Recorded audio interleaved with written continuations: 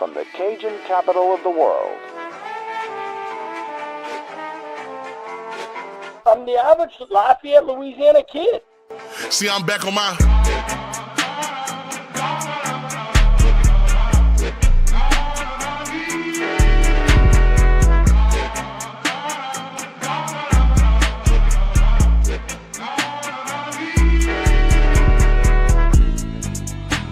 Hey, fellas. Hey, Raging Review Dad. Congratulations. Say what's up, y'all. Yeah!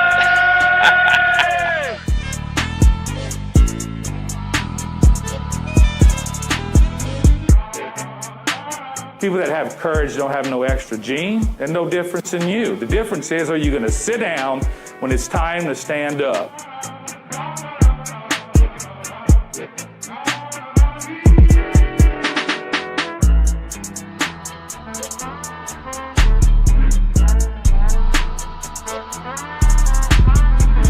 Ladies and gentlemen, welcome into Ragin' Review. On the off week, not an off week for the team because they got practicing, they got preparations to do, they got to get ready for our next game against James Madison. But we get a week off, so we got some housekeeping to do. We got some catching up to do. We got Lindsey Jensen in here saying one of my favorite shows on. Guess what? My favorite Peoples is here. My favorite Peoples is here. Lindsey, thank you for watching us. Great seeing you over the weekend. That was a lot of fun. We'll talk about the tailgate in a little bit. But of course, first, we got to thank our sponsors. When we come back, we'll get into a long list of topics that we have for you all tonight. We'd like to thank the following partners who make Ragin' Review possible. Our title sponsor, the Best Stop Family Market, with locations in Katy and Baytown, Texas, Toledo Bend, Karen Crow, and of course the official location opened in 1986 in Scott. Visit the Best Stop and ask about the Ragin' Review tailgate platters. Gulf Coast Bank, title sponsor of the Tailgate Show every Saturday 3 hours before kickoff. Planet Radio 106.7, Lafayette Roofing, The Yard Goat, Yes Please Branding and Marketing, Old Time Grocery, Stride Safety Solutions, Eat Lafayette brought to you by Lafayette Travel, Ragin' Hydration, and Dr. Brett Venable at Recovery Chiromed. And we'd also like to thank our Patreon sponsors listed here. For only $2 a month, you too could have early access to uncut interviews before they air here on our shows. You also get an exclusive Patreon icon next to your name on Cajun Threads, the official message form for Ragin' Review. If you are interested in joining as a Patreon, visit us at patreon.com/Ragin' Review. Thanks to all of our corporate and Patreon sponsors for making this show possible. It is to see some other folks that were at the tailgate, by the way. We got Mike Beard here, who I found out I've known his family my entire life, graduated with his sister. Insanity. We got Phil Martin here, who's got the I'm sure he's got us on at the Yard Go, but my dude brought us some peanut butter shot shells that had me a little bit jacked up. I think Lindsey Jensen, who we were talking about earlier, I think she took a little bit of the moonshine from the guys from Marshall. So we had a good time. If y'all haven't showed up at the tailgate, do so. It'll be wild for homecoming, I can tell you that. We'll probably have the dueling tailgates going on at that point because I'm sure we'll have the RV out as well. So I'll be walking back and forth. But it's cool to see these folks here supporting us as they do at the tailgates. They're here as well. So thank you all for coming out. That was a lot of fun. And Ragin' Cajun 77 has an idea for a new sponsor. Maybe we need to get in touch with that. I will agree. Another person who was at the tailgate, Chris Dumatre, talking about the moonshine, best you've ever tasted. My dude, when I tell you, it was so smooth. Y'all took some too, right? There's usually a bite to that stuff, and there was no bite to that, which made it even more dangerous. I could have sipped on that all afternoon. But Phil confirming we're on at the Yard Goat. So what's up to all those people at the Yard Goat? Shots on Phil. Shots on Phil. Go ahead and start screaming that right now. I guess we'll have to buy those shots, Phil, if that actually happens. If people start getting rowdy, we'll take care of it.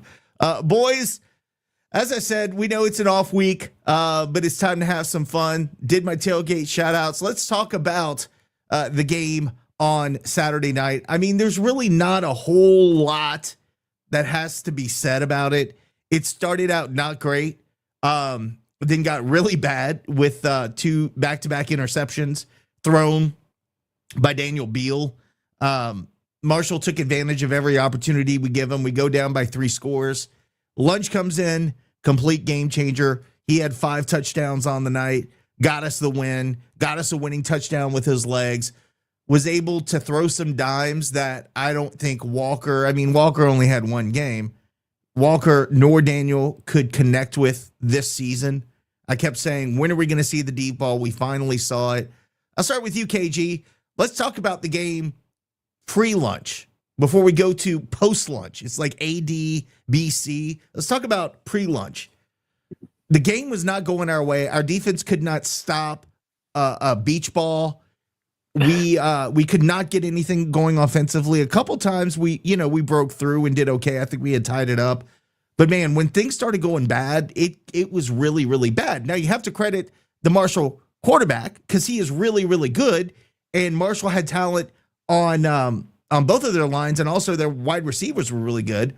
But man, it felt like we could not get anything going in the first half into the third quarter until those two interceptions were thrown. Yeah, so I'm going to jump right into it. Del Rio Wilson was everything that I said that he was. The kid accounted for 350 yards and 3 touchdowns. I mean, they were all passing touchdowns. I think what did him in ultimately, and I'm talking about as a whole, was the 3 sacks that he took. He took, especially late, he took one that kind of, set them back. But Del Rio Wilson is as good as we thought they were. He totally changes, their offense. But I will say this, talking first half, you go to halftime 17-17. I wasn't overly upset with how we played in the first half. It was a little doldrum, a little meh. But overall, you went to halftime tied. And I'm going to be very bluntly honest with you guys. I thought going in with the injuries that we had, and I said it all week long, I thought that Marshall matched up better with us than we did, vice versa. I was thinking that this game was kind of going to be some sort of a runaway down the line for Marshall, and it almost got to that point, but we'll talk about that in a second. So to go to halftime tied, I was okay with. To your point, Nick, you just said it. The 2 interceptions to start the second half, it felt like in my gut that, oh boy, here we go again. Same old song and dance. The game's going to get away from us. Credit to the coaching staff for having the goal to bring Lunch in.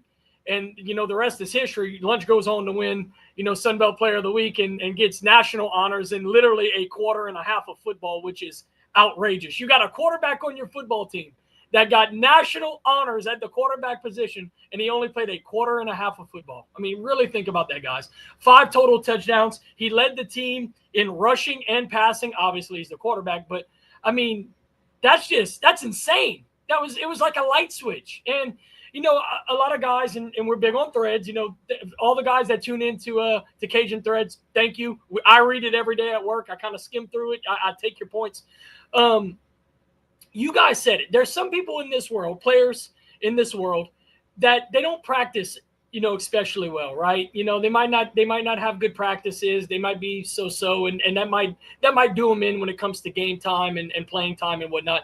You can tell 100% through and through that Lunch Winfield is a gamer.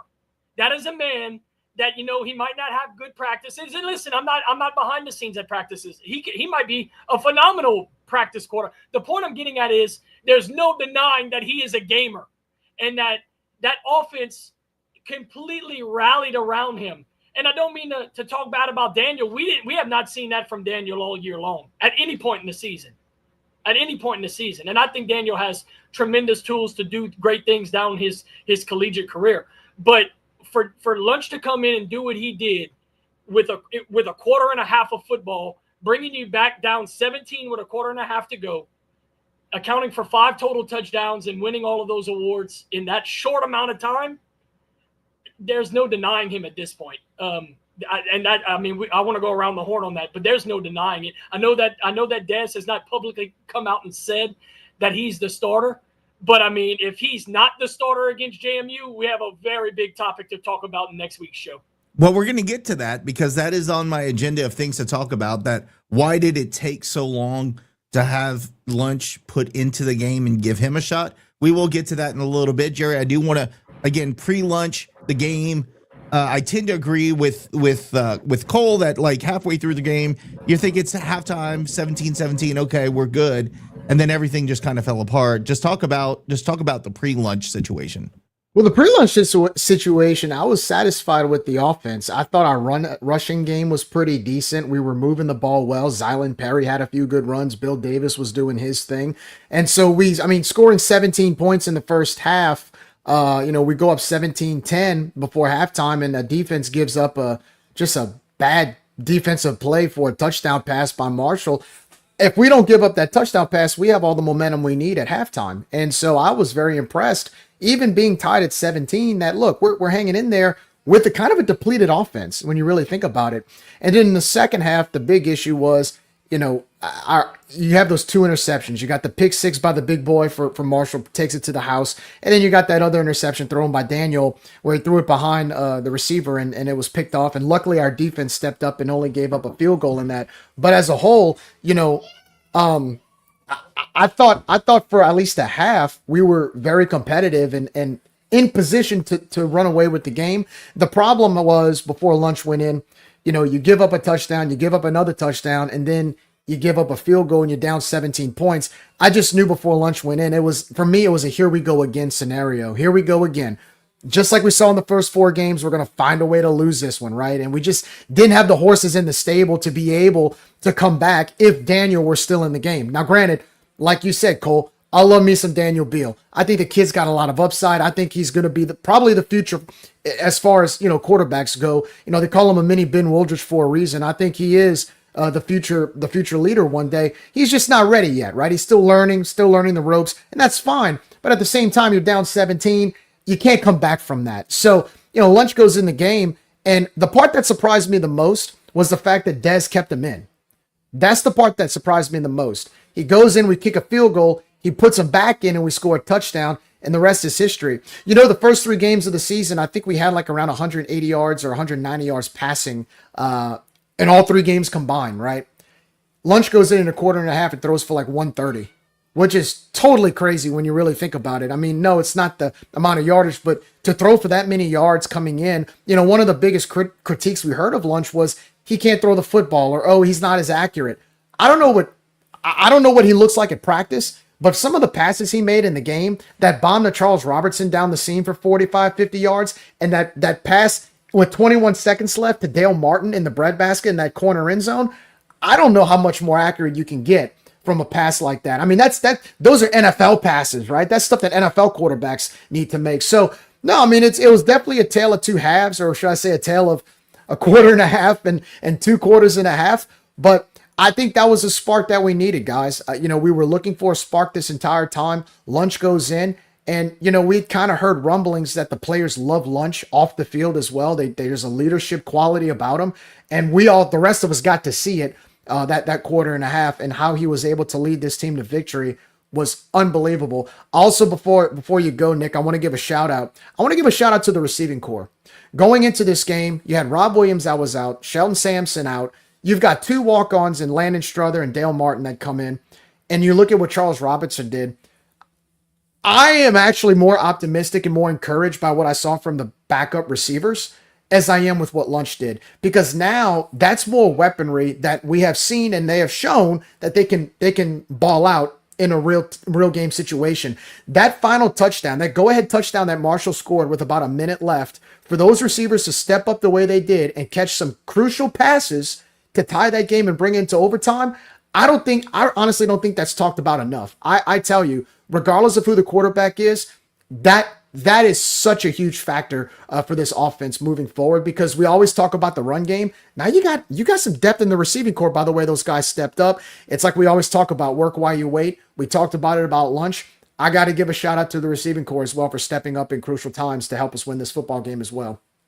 Thanks to all the folks who were giving some money tonight. We got Greg LeBlanc giving us some lunch money, Phil Martin, Andy Thomas, Phil, I'm going to ask this question later to Kaden when he's here. Guys, I started. So if I don't ask a question, y'all remember to. But I do want to ask how that felt on the sideline and what the vibe was when they're watching Marshall act the ass on the sideline at the fourth quarter. By the way, Jerry, I said, you don't listen. I said before lunch came in, give me your thoughts. So anybody in here that wants to give us money to the super chat tonight, anytime Jerry gets off topic, give $1. Hey, Cole admitted he did it too. What you bashing just me for? Because so the hell's wrong with you? In the live, look, I'm just saying we'll make $1 million tonight. Anybody in the live that wants to give us money every time Jerry goes off topic, you give that $1. We appreciate it. I'm about to make us really rich, just to let you know. Lane, go ahead and give your thoughts pre-lunch, and then we'll circle back to the rest of the game. Yeah, like the other guys were saying, I do feel like the running game was still on point early on in the first half. At that point, Bill was playing okay, I guess.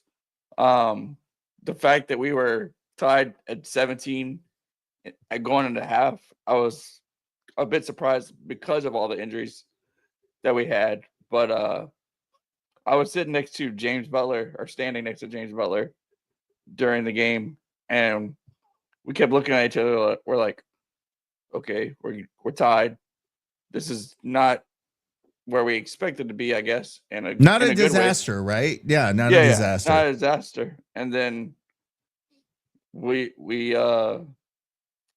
saw each other.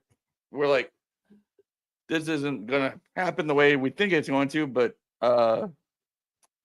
we're in for a bit of a surprise in the second half. That we certainly were. All right, let's get to the Bryce. Bryce is just paying us ahead of time because we know it's going to happen. Thank you, Bryce. That's awesome. Around the horn again. Let's talk about post lunch coming in the game. And look, I know we're going to talk about to Kaden about the jumping and hollering and all that stuff in the fourth quarter. But before the game, I got there an hour and a half. Y'all know that because y'all were like, "Where you going?" I'm going to the stadium. Like, I don't get to come home a lot, and I want to sit and experience. I like taking it all in. My brother works on the sideline. I have an older brother, y'all. Y'all don't know him, but he works on the sideline. He's an official, so talk to him. Greg Gocho was there. Got to talk to him. Greg Gocho is so freaking cool, man. On season, Darren Walker was there. Told me they have some cool stuff cigar-wise coming for football this year. So hang on with that. I don't know if I'm supposed to talk about it, but I just kind of gave it away. So like sitting there talking to other fans, just being chill, get a couple of beers in me. I did that. And when you're watching Marshall and they're up there, they're hopping around, they're having fun, they're dancing to the music, and our guys, I mean, a couple of guys are kind of moving their heads, but there was nothing. And again, on the sidelines, it was the same thing. Like you had a couple of guys who haven't, sniffed the field this season, on the side doing this thing, which I think is stupid. But you don't really have any like genuine guys getting pumped up. And then Lunch comes in. And if you watch Lunch in the huddle and you watch Lunch on the sideline, he's getting guys pumped up. He's getting in their faces like, let's get it, boys. Like he's trying to fire the guys up. You're not going to really get that, I don't think, from Walker or from Daniel. But as soon as you saw Lunch get in the game, you saw the energy that he brought. And I think the guys fed off of that. KG, I'll let you talk about that and also about his play. I mean, why hasn't he played? Let's talk about that too while we're talking about his performance, because we all know what he did. Why hasn't Lunch played this season? Why is this the first time that we get to see him get the opportunity? Now, I get that we've only played, I mean, we're 3-2 right now. We're 5 games into the season, but you feel like at some point it felt like a change needed to be made. And now that it has, everything we've been screaming for is true to life. And we're still not naming him the starter, by the way.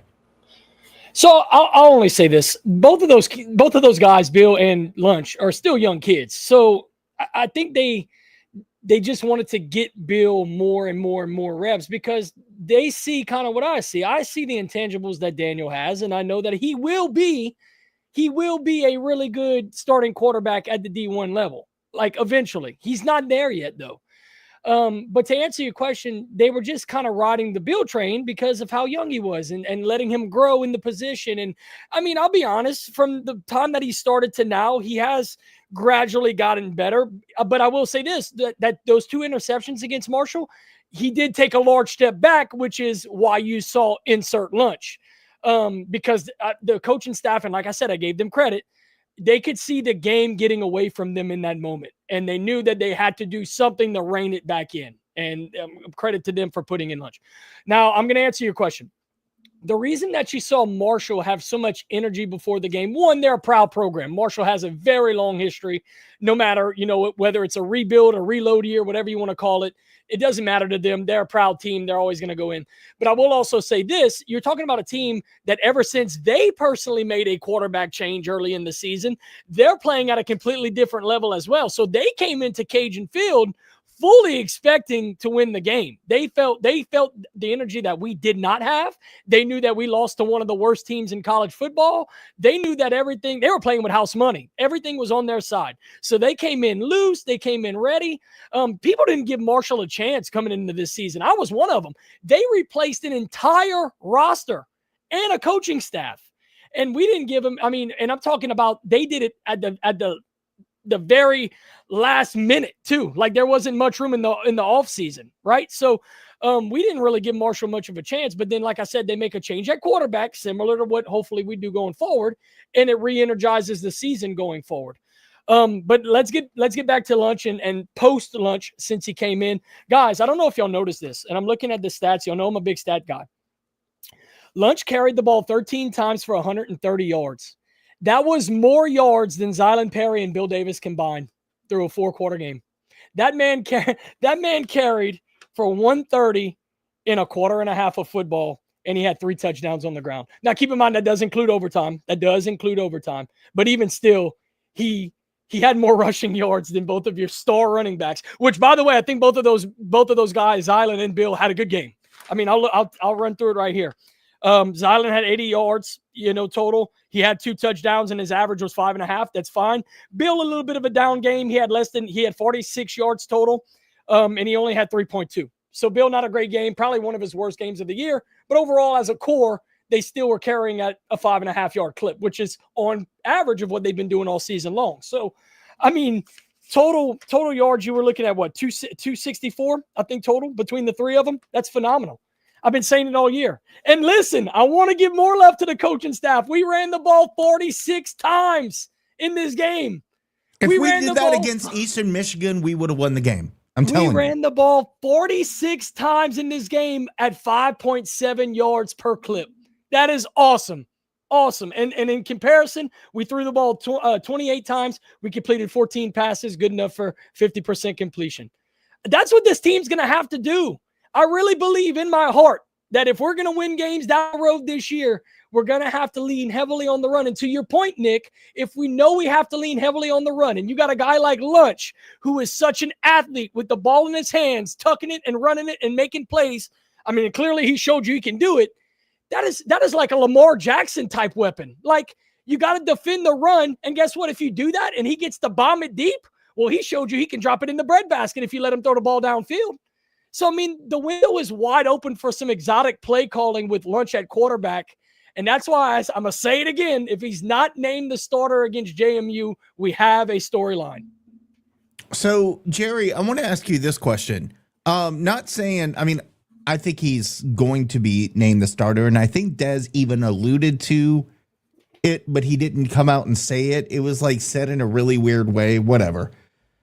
Is the Lunch hype, are we going a little too hard on it? Because let's also take into consideration, and KG, I know you're going to want to come in on this after, but take into consideration, Marshall was not prepared for a running quarterback. They were not prepared for what Lunch brings.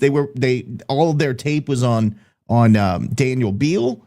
So we caught them off guard, and that I'm certain that helped a little bit. But you give out 5 touchdowns to the dude. I don't care if you're prepared or not. That is pretty amazing. So I guess what I'm asking you is, do we need to like hold back our expectations for Lunch for the next few games because that that video will be getting out and teams will start learning how to defend against him? Or do you think this was a real deal of more to come? Like, I'm at the point where I'm not sure what to expect right now, but I'm enjoying the ride the whole way. I think Lunch's presence gives, as a fan, we have hope. Like I had mentioned before, we're down 17, 2.5 quarters in, it's 34-17. We just threw back-to-back interceptions. And I'm sitting in the stands or in the stadium going, here we go again. It's exactly what we've seen the first 4 weeks of football, which is not good. And then Lunch goes in and creates this just flow of energy throughout the entire offense, and the entire dynamic of the game shifts in his favor. Now, the big concern I have is now JMU, we have 2 weeks to prepare, which I said the other night in the postgame. It's great that we have a bye now so our players can heal up, and there's a sense of confidence that's built in this bye going into JMU and going into the rest of the season, which is conference play. But at the same time, now teams are going to have film on him. Now they're going to say, okay, what did he do that worked in Marshall, and how do we counter that? But at the same time, it's like Cole said, just the talent he's got changes the dynamic of how they're supposed to prepare for us. And to my point again about the receiving core, if those younger receivers step up and is compounded on top of what we already have with a rushing attack, that does give our opponents a lot more homework than what they would have had the first 4 weeks preparing for the offense that we had. So I think he definitely brings a different level of a dynamic offense, because now you have to prepare for his feet and his throwing ability, because that's one of the things that nobody really talked about with Lunch. He was a running quarterback, and then you see him make these beautiful dimes, two of which were touchdowns, and now you got to prepare for that. And so that's where I think, as far as the hype goes, does that mean he's going to go and become Conference Player of the Year? No, probably not. Does that mean all of a sudden we're just going to go undefeated from here on out? No, probably not. But if there's anything that I got out of this, at least I know I can look forward to the next few games with a ray of hope, saying, okay, you know what? This offense has a spark. There's some energy here, as opposed to what we've seen the last 4 weeks. And I think that makes a big difference, especially now it makes me wonder, because how is the coaching staff going to prepare for him, right? Because you've got Walker Howard and Daniel Beal. They're a certain type of quarterback. Now you've got a guy that can run and throw and can run an option play. He can just keep the ball. I mean, look at the number of packages in Lunchbox where he would just keep it and run. You saw a little bit of that with Walker Howard. You didn't see any of it with Daniel, because Daniel's more of a pocket passer. So now I want to see the coaches earn their paycheck and create an offensive scheme that can favor Lunch with the rushing attack and the receiving core. That's the interesting thing I'm looking forward to seeing. And to answer your question as far as excitement, I am excited because I have hope. That's the big thing, is hope compared to what we've seen the first 4 games. Yeah, and look, somebody else mentioned the dime that he threw. One of them that connected, I think it was a touchdown pass. That was a deep pass for a touchdown. My dude was getting hit as he threw that ball. Right on the spot, down the seam. It was a dime. And we had not seen that all season. So I'm excited. I mean, you can't defend that. All we heard all season was, well, let's go back to preseason. In the spring, we heard the coaches were like, crap. We got Walker in, big name. We got to start him. Awesome quarterback. Can get the job done. But this guy, Lunch Winfield, he's very close race. And then he doesn't even get the number 2 spot. He's at number 3. So it's obvious we can recruit some great talent, but like you get here and the decision making sometimes makes you scratch your head and say, okay, I get it. Walker was in there for a reason. We brought him over here for a reason. He gets injured. Not again. You know me, I'm the biggest Daniel Beal defender. But like you look at what everybody said Lunch did in the preseason, and they're saying things like, well, he just can't learn the playbook. Looks like he had a pretty good grasp of the playbook this weekend. And look at some of the throws he made, besides the touchdown passes. And that 2-minute offense, look how poised he was in the pocket. Look how he stepped into the pocket. I mean, his footwork was very, very effective. And again, that could be dangerous for someone like him because he can run the football. Like you said, Lamar Jackson, that's Lamar, right? When you defend Lamar, you better have a spy on him, or you better have 2 spies on him, right? Because if he steps into a pocket and doesn't want to throw, he could take off for 20 just like that. And so I was I was more surprised at some of the short throws he made. He made one in the seam to Charles Robertson on third down. I think it was like 3rd and 15. And like at our own like 15-yard line, I think we took a big sack or a rush loss. He comes in, throws one at right in the right, like I think Robertson had to kind of get down on the ground for it, but he still put it where it needed to be. Like those are hard throws to make. And for somebody to come off the bench and do that, we talk about the touchdown passes and lunch performance, but that's also very impressive with some of those passes he made the other night. How do you know Kaden came from a football family? Questions like this. Cole, you want to talk about it? Because I saw you point at it. No, and I'm so glad Miss Lindsay said this, because literally, Jerry, as soon as you were going to throw it back to me, I was going to say this. The name of the game and the biggest thing that I saw Saturday night was young guys taking advantage of their chances. That is literally how we won this game, is because you had a team full of people that were given an opportunity and made the most of their opportunity. I'm talking about the Del Martins. I'm talking about the Lunch Winfields. I mean, I got a list of them. I got the whole thing. You had a bunch of young guys that were able to finally get on the field and show you something, and they did it as a unit, right? Man, I mean, to come back down 17 with only a quarter and a half of football left against a talented Marshall team. I mean, guys, they hung 40 or 38. I think they hung 34 offensively, and then you have the pick 6, which is unfortunate. But, I mean, that's not a slouch team. Marshall is substantially better than EMU was, if I'm being very honest, and I think y'all would agree with that. You just saw a bunch of guys that finally got their number called and played together as a unit. And to Miss Lindsay's point, it was a next man up. It was a unit effort. You can call them the JV squad. That's, I'm laughing because that's what we call the twos at Acadiana when I call games. Call them what you want. They got the job done and they got the win. And if that's the JV squad, man, I'm fired up. Like Jerry said, that's a team that totally rejuvenated a fan base in a quarter and a half of football. And somebody said, and Bryce, by the way, enjoyed talking to you at the tailgate, my man. We had a really fun time.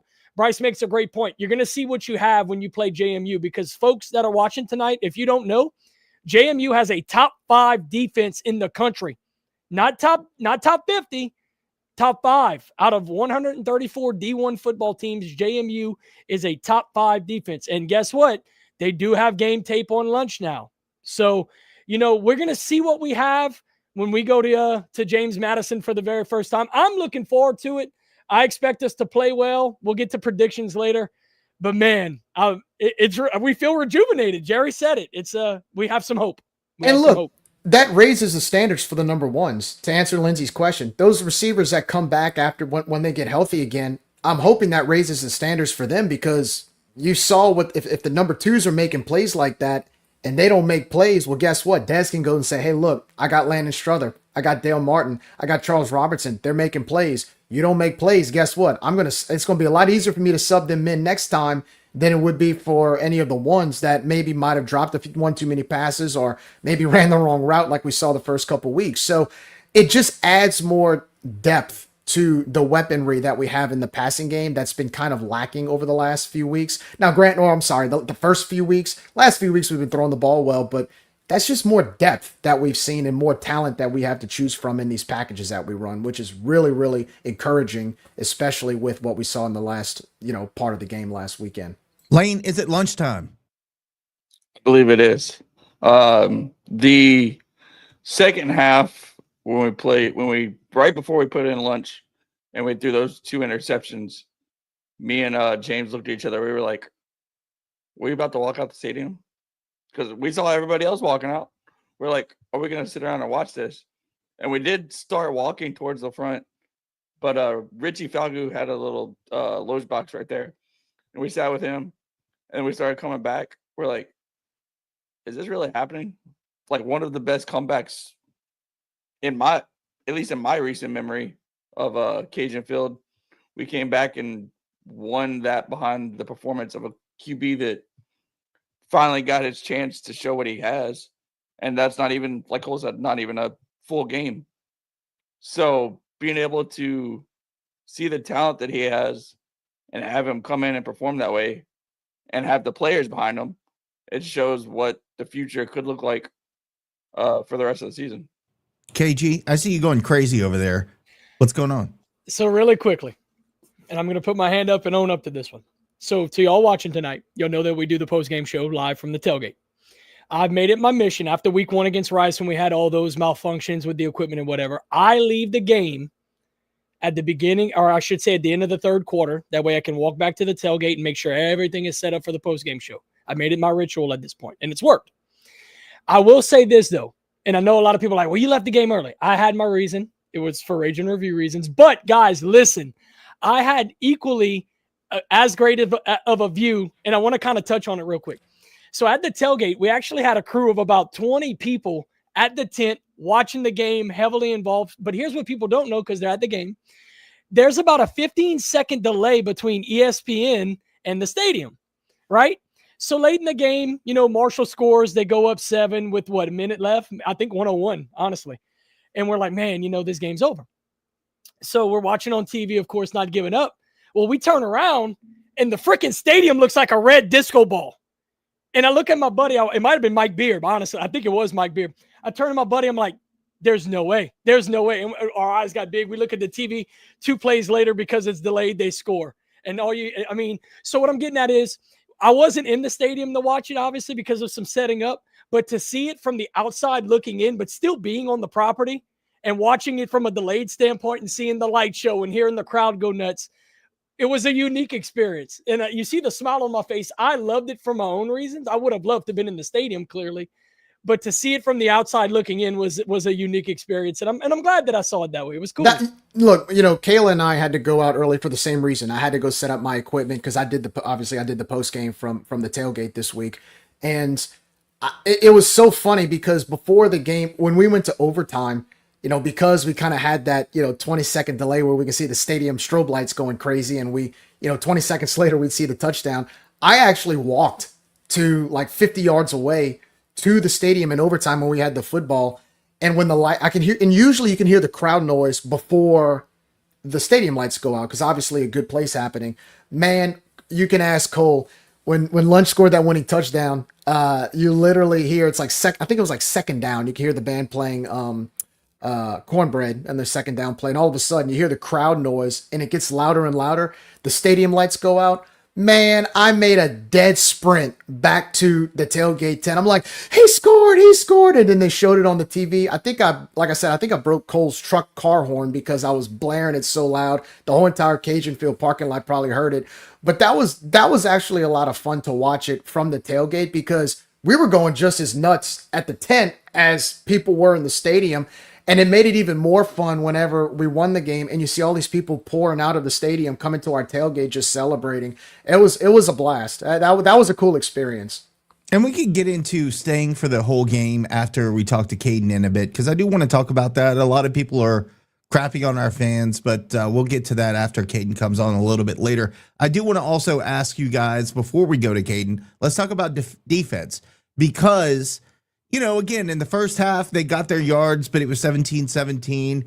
But they moved the ball really well on us. And those running quarterbacks are such a menace to our defense right now. That is our Achilles heel is stopping the run, especially with the mobile quarterback. So I guess, Cole, I'm going to ask you first. If Josh were here, he'd go into numbers and all that stuff. But in generalities, he's got numbers. Is stopping the run just something that we have to just accept that it's going to be tough for us to do the rest of the season? Or is that fixable and something that we could hopefully, in this off week build upon for the coming weeks, especially against JMU, who we know already it's going to be tough to move the ball on?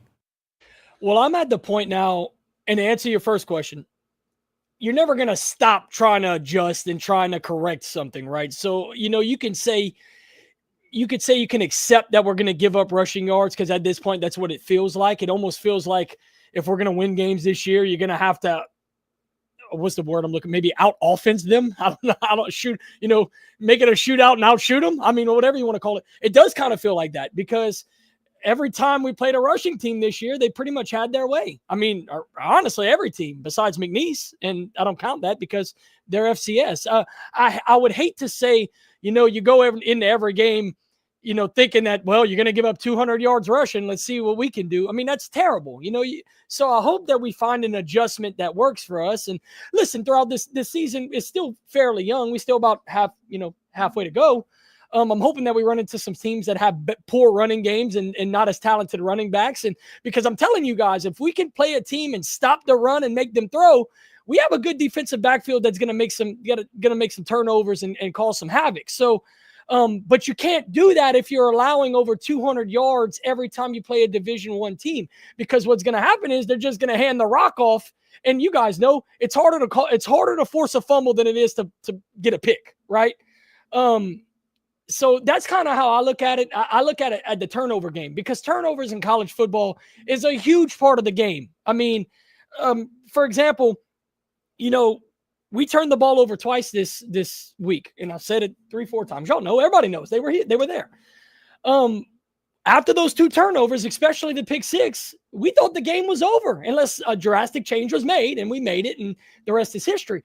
But usually after 2 turnovers like that, and especially a pick 6 late in the third quarter, that pretty much seals the deal for most games. The old Cajuns early in the season would have packed it in, same old song and dance. You kind of put your hat down low and you accept another loss. We're going to get to later in the show, and I'm glad that we're making this a topic. Was it a must win? Did it save the season? We're going to save those answers for Around the Horn later. But you got to fix it. And I'm talking about you can't just let teams gash you for run after run. And I will bring a couple of numbers. 245 yards rushing allowed against Marshall. And Marshall, guys, Marshall is a good offense. They're a good offense, but they're maybe run of the mill in Sunbelt offenses. They're maybe a run of the mill D1 offense. I'm saying what I'm getting at is that it's not like we were playing the cream of the crop. Like, I don't know. But what I will say is this: we found a way to overcome. And, me and actually Josh, and I know he's not on the show clearly, but me and Josh talked about the loss after EMU. And we were talking about the upcoming Marshall game. And I said, whatever happens, we need something positive to talk about. Because for so long, for the last month, it felt like we had been beating dead horse after dead horse after dead horse and being so negative. And it's so hard to be so negative about the team you love. It is. And we all graduated from UL. We love UL. So it's very hard for us to there was nothing positive to talk about. We were pulling things out of thin air. But I'm just saying this. Now that Lunch has made his impact, the running game is still humming along. I think we need to turn the attention to running the football. And bottom line, if we can fix the run defense and make teams throw the ball more than what they want to do. And by the way, shout out to the front line, 3 sacks against Marshall. That's much better than what we saw a little bit earlier in the season. Actually, I wrote it down. We improved to 90th in the country in sacks. I know that's not great, but our numbers before that were terrible. Yeah. So, and to get after a quarterback like Del Rio Wilson is very hard to do. That is a mobile quarterback, and you sacked him 3 times. So, I don't know, guys. I know I'm kind of rambling here, but I'm not giving up on the adjustments that can be made with the rushing defense. But it does feel like in my heart that we're going to have to shoot out some offenses going forward. Del Rio Wilson is almost like our Lunch. He came in out of nowhere and gave them a spark. Jerry, I'll let you wrap up the defensive side, and then we'll invite the ambassador in. Sounds good. No, I'll make it quick. One of the things that Dez brought up in this weekly press conference this week is they're actually in this bye week going to focus on the fundamentals of tackling. I thought that really stood out in his presser the other day because somebody had asked him about it. Why are you giving up so many yards? Why are there so many missed tackles? And one of the things he said was, it's not like we're coaching them to miss tackles. We coach them how to wrap, keep your head up, drive, the fundamentals of tackling. And he says there's a lot of things our defenders are trying to do that we don't coach them on. And it's kind of hard to look at on film. And he said, we're going to try this week to get back to the fundamentals of tackling. And so, it's not something that sounds encouraging, right?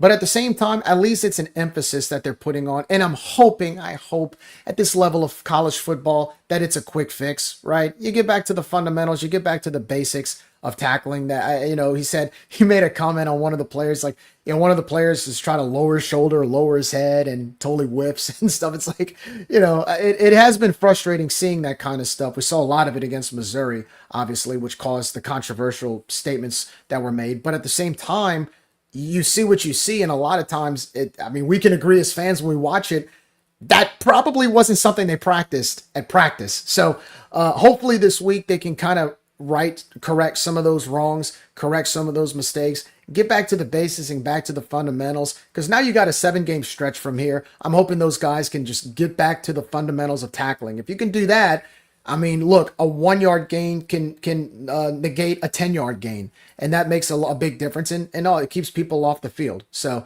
or I'm sorry, what I meant to say was, if you make the tackle early, it'll be a 1-yard gain instead of a 10-yard gain, which is what we've seen a lot of times this year. So that would make a big difference, and that's how you keep your defense off the field. So hopefully they have good week of practice in learning the basics and fundamentals of making tackles.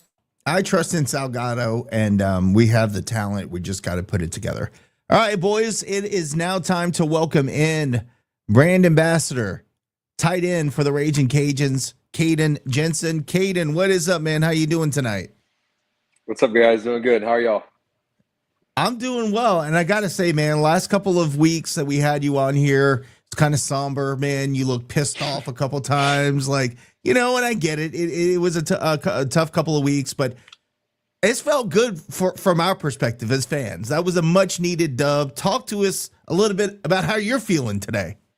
Yeah, well, you kind of said it. It wasn't tough, but it kind of is tough, to hop on after, the start that we had. But last week was a prime example of, our team just playing a team game. Like, it wasn't pretty on both sides, but at the end of the day, defense did what they needed to do to win the game, and so did offense and special teams as well. I think it was really exciting because I feel like we needed that with us or within the program. I feel like it was a spark that we kind of needed. And you always like to go into a bye week on a win. It's a lot easier to have to sit on a W and prepare versus having to sit on an L for 2 weeks. And so it was nice, but it lasted through the weekend, and we got back on Monday, and it was on to the work week, and y'all have kind of touched on it. It's been a lot of the basics this week in practice, and so it's not an off week. It's just a week without a game on Saturday. So we've been getting at it, but it has been feeling good with that clutch win coming off of Saturday. For sure. It's an off week for us. We get to not worry about things this weekend. So I think it's more of an off week for the fans than it is for the players, for sure. I know the boys are going to ask you about Lunch and his leadership and how he fared when he came into the game. But before I turn it over to those guys, I want to ask, and we're not going to do a rapid fire tonight, but one of our Patreon folks asked this, and it was a question I wanted to ask you too. In the fourth quarter, we start playing our sandstorm or whatever, and we got the lights out, and then Marshall shows their ass and starts jumping up and down on the field and kind of pointing towards our sideline and acting stupid. And then at that point, you kind of feel like, oh, that's ass. Like they made a mistake there. Is that something that the team noticed? Did you guys even notice that? Because I know as fans, we take a lot more personally than you guys do. But is that something that you guys noticed and got you fired up? Or was it just like, let's focus on ourselves and get the dub? Most definitely we noticed it, and it definitely pissed us off. And so from what I can remember, the last time a team had really did that was probably Troy, if I can remember correctly, last year, whenever they started kind of doing the same thing early on, and then we had kind of taken away. But you look on paper, and we had a coach tell us this in our meeting the other day, like statistically where we were at in the third quarter, going into the fourth, we had less than a 5% chance of coming back and winning that game statistically. And so you want to sit back and say like they had every right to do that, but I'm glad we did that, because that kind of turned up a few guys, and it really kind of showed that, like, everyone's here to take us for granted. And so if you think that this isn't going to be a 4-quarter football game, then you're dead ass wrong. So I feel like in that moment, they kind of showed us that they thought they had that in the bag. And so I feel like that fired up a few guys. I for sure noticed it, and a lot of our guys noticed it too. And, watching back in film too, some comments were made about it, but yeah, I'd say it kind of fired us up. Just as much as it fired y'all up, it fires us up too. Caden, my man, I got to give you a weekly check-in. Let me tell you, Saturday afternoon, I must have talked to your dad more than anybody else at the tailgate. That's not even a joke. And I found out basically every genre of music that your family loves, because they danced at the tailgate all day long. I was going to say, it's not hard to get caught in conversation with Mitch. He'll talk No. your ear off. Right? And all you gotta do is play rock music for Lindsay, and she's just jamming to everything. Oh my gosh. Dude, and I tell you, he gave me the whole backstory about the Nebraska and Oklahoma rivalry and how and the Texas A&M tied into all of that. When I tell you we had a ball. But listen, I want to start with this. Don't go into specifics. How are you feeling? And is there a timeline? Is it like, just tell us how you're feeling and what's going on with you right now. Yeah, for sure. I can't get too far, like you said, into it just because of HIPAA and all that kind of stuff. But I'm feeling good. It's nothing that's going to affect me on game day. It's just like a little nick, kind of a little bump. I've had to spend a few extra hours in the training room getting some treatment, and our trainer's been doing an amazing job, kind of getting back into it and working back onto the field and stuff. But every day's getting better, and it's sort of a thing we're gonna have to kind of tolerate and manage the pain. But it's nothing that's not manageable. So we'll be good to go for JMU. Well, and listen, and I'm glad to hear that. But like Nick said, we finally get a chance to be positive and actually positive things instead of beating, the negative out of you. I want you to talk about this. So Miss Lindsay said this a second ago. It was a bunch of group of the twos that got to play together and really come together in that second half and created that magic. Just talk about those guys and how proud you are of them as a unit and what they were able to do in the second half of that game. For sure. I mean, I feel like that's a true testament to the work ethic that we have within the team and with every guy. Every guy, and Des says this all the time, and we reiterate this, like every guy adds value, no matter if you're a scout team player, if you're a 3, if you're a 2, if you're a 1. And so the biggest opportunity that you can set yourself up for is working while you wait. And so I feel like that was a prime example, obviously, on Saturday of guys that were able to step up in the roles and performed. And so you hope to not, see like a drop off when you go from the 1s or the 2s, and the expectation, sure, there can't be a drop off. And I don't think there was. I feel like a lot of those guys that, went out and played in roles that they haven't before, just because someone's in front of them, they stepped up to the plate. And so they did their job and they did it extremely well. So I know I was proud to see, that with some of our younger guys, and we had said that in team meetings towards like, not everyone gets this opportunity. And so if you're blessed with this opportunity to, make a name for yourself, to do it, because y'all are getting the same amount of reps that the ones are getting. So it's just in a different group. So the work is all the same. It's what you do with the work. And so that was a true testament to those guys that kind of went out there and performed. And obviously there was a chemistry that was there too, because a lot of those quote unquote 2s that you see have been working with each other since fall camp and throughout spring. And so I feel like, again, that was just a true testament to those guys that, they're working while you're waiting, and the drop off can't be there. And so I feel like it was great. And I was very proud and happy to see those guys succeed. Kaden, I have to ask you, man, in the second half, obviously the big talk of the town is Lunch going in and helping drive this offense to a solid win in overtime. But I wanted to ask you, as a player and the vibe of the sideline, right? Sometimes there's always that one spark that just gets everything going. What was the moment or sort of the change in energy that you felt on the sideline in that second half when Lunch went into the game? Was there something about, and not just you, but just the entire team, really? What was the catalyst? Was there a certain play? Was there a certain vibe? Was there something that was said?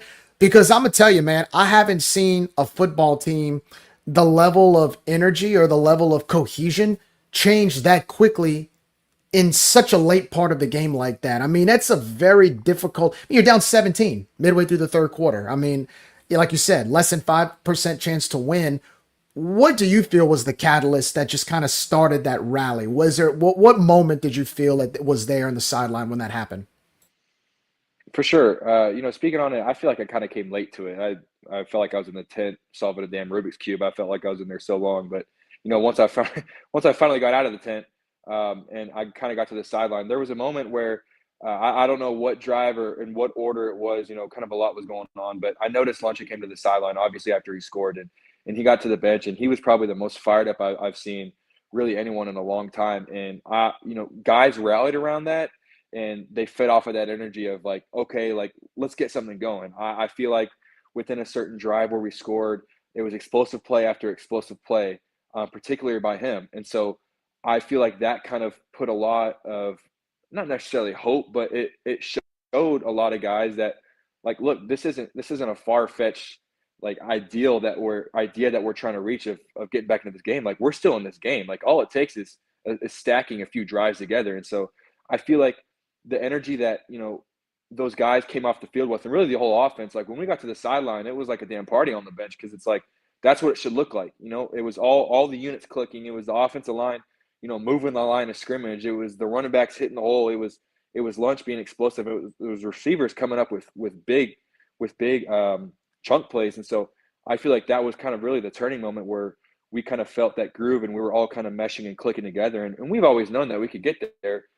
That was really kind of the first time I felt, and I saw some guys in their eyes that, they kind of felt like, all right, this is really happening. Like, this isn't something that the coaches just tell us that we're capable of. Like, this is, we truly believe in this. And so I feel like that was kind of the moment of coming back to the sideline. And it's like, look, like we've got this energy, like let's take this momentum and let's just ride with it. So, yeah. Let's just do that, for the next 7 games for 60 minutes, right, Kaden? Just Yeah. from kickoff to the Sounds final simple. whistle. Bring that energy, and we'll go. Oh, yeah. We'll finish the season. What is it? 9-3 and going to a championship game. So yeah, let's just keep it Absolutely. going. Start next week. I got to give a shout out. I got to give a shout out to of course, the other guy behind center, Daniel Beal. I noticed his presence on the sidelines. He didn't really have the best third quarter. Unfortunate pick six, threw that interception. And whenever he was taken out, a lot of times for a freshman quarterback, it's very difficult to overcome something like that. But I got to tell you, seeing him, the way he supported Lunch and the way that he was even getting excited himself on the sideline after some of the adversity he faced, for a freshman, that's the mark of a leader. I got to tell you, and I just kind of wanted you to comment on that, because a lot of times when you come off the sideline, and I'm sure you've gone through it too, you make a bad play and you're like, man, you just kind of put your head down, and it's hard to overcome that. But that was, I got to say, seeing Daniel react that way to Lunch's success, that told me right there, okay, you know what? We're going to win this game. Because even if a player that has had to face some adversities that he did and being as young as he is to do that, I can only imagine what that senior leadership and that upperclassman leadership showed. That was pretty awesome to see. I know it's kind of random, but I had to point that out. The fact that Daniel really was, very vocal on the sideline as well after some of the things he went through in the second half. Yeah, I'm really glad you brought that up, because I was kind of going to speak on that if I didn't get the chance throughout this. But you hit it spot on. That's in my eyes, that's the sign of a true leader, and that's a sign of someone that really loves their brother. And so, a normal player would probably get to the sideline and would sulk. And if anything, I've seen instances, not here, but I've seen instances back in the past of my career. It's where like, if it's not me, then I don't care. But that wasn't the case with Daniel. And myself, along with everyone else, we gained a ton of respect, because I'm really close with Daniel. Like, he's one of my best friends. And so, we talked about it, and obviously he was disappointed in his performance, but him as a competitor and him as an elite athlete, he knows that that's part of the game, and that's going to happen. And so his new role that night was to support Lunch and was to support the team. And he stepped up in a huge way as far as being that vocal spark when we needed to be. And so that's something that, like, me personally, like I try and be better about. And so, like, if I'm ever put in that situation, I want to be the example that Daniel had set, because I really looked up to him in that moment, to where, that's what a real man does, and that's what a real competitor does. And so he was that was really good to see out of him, and he's still really super young. And so that was a step that he took. And so now it was an opportunity for him to, analyze what he did wrong and attack the work week, and he's been doing that great. So I was really kind of proud of him, and really not surprised, but I was happy to see that kind of attitude out of him. Look, if you want to see something funny, in the conference championship last year, I had the most epic clip. Now, look, I had a little bit to drink, I got to admit, but we did a post-game show, and I went off on somebody who was trying to talk shit on Daniel, and it turned into the most epic rant I've ever. I threw my headset off, and I was pissed. So we love Daniel. We love that guy here. And I love that you said, you guys saw how good you can be. And I don't care if it's against Marshall. I don't care if it's against, TSAB down the street. I don't care if it's against Little Sisters of the Poor. You guys saw what you're capable of doing, and you didn't even have a lot of your ones in that game. That is impressive. And I know people are going to say, well, it was Marshall and they're terrible. Let me tell you, there was not a whole lot of terrible stuff on that team that was across the field from you guys. I saw, now, not so disciplined team, I will say that, but I saw a team that fundamentally was really, really good. And I want to talk about the discipline because you guys had only one penalty. By the way, did you see that penalty called on us? We saw it and we watched it on the iPads, and they sent it in, and I think off the record, unofficially, I want to say we had sent it in and they said that it was a bad call. The rest came back and said it was a bad call. I believe it was not the correct call. They had said in meetings that they told Brent, you do that every time. That's what we coach you to do. That guy fell into you. So it was kind of, for sure. And I saw and actually one of the guys who not coaches, but rates the officials and kind of goes over. He was actually at that game. So he was on the sideline. So I'm sure they're going to get an earful. I asked Terry McCauley, by the way, NFL ref, does Sunday Night Football. He does a rules analyst. He also agreed with us. So we're all on the same page. That was a terrible call. I'm glad they admitted it. But let's talk about the discipline. I know that was something that was a focus from you guys. And I know all the Marshall fans are going, well, they only got one penalty. Blah, blah, blah. But there was really, you guys really cleaned it up this week. Talk about that. I know that was a focus, and it was good to see that come into play this week against Marshall. Yeah, for sure. I'll start by saying this.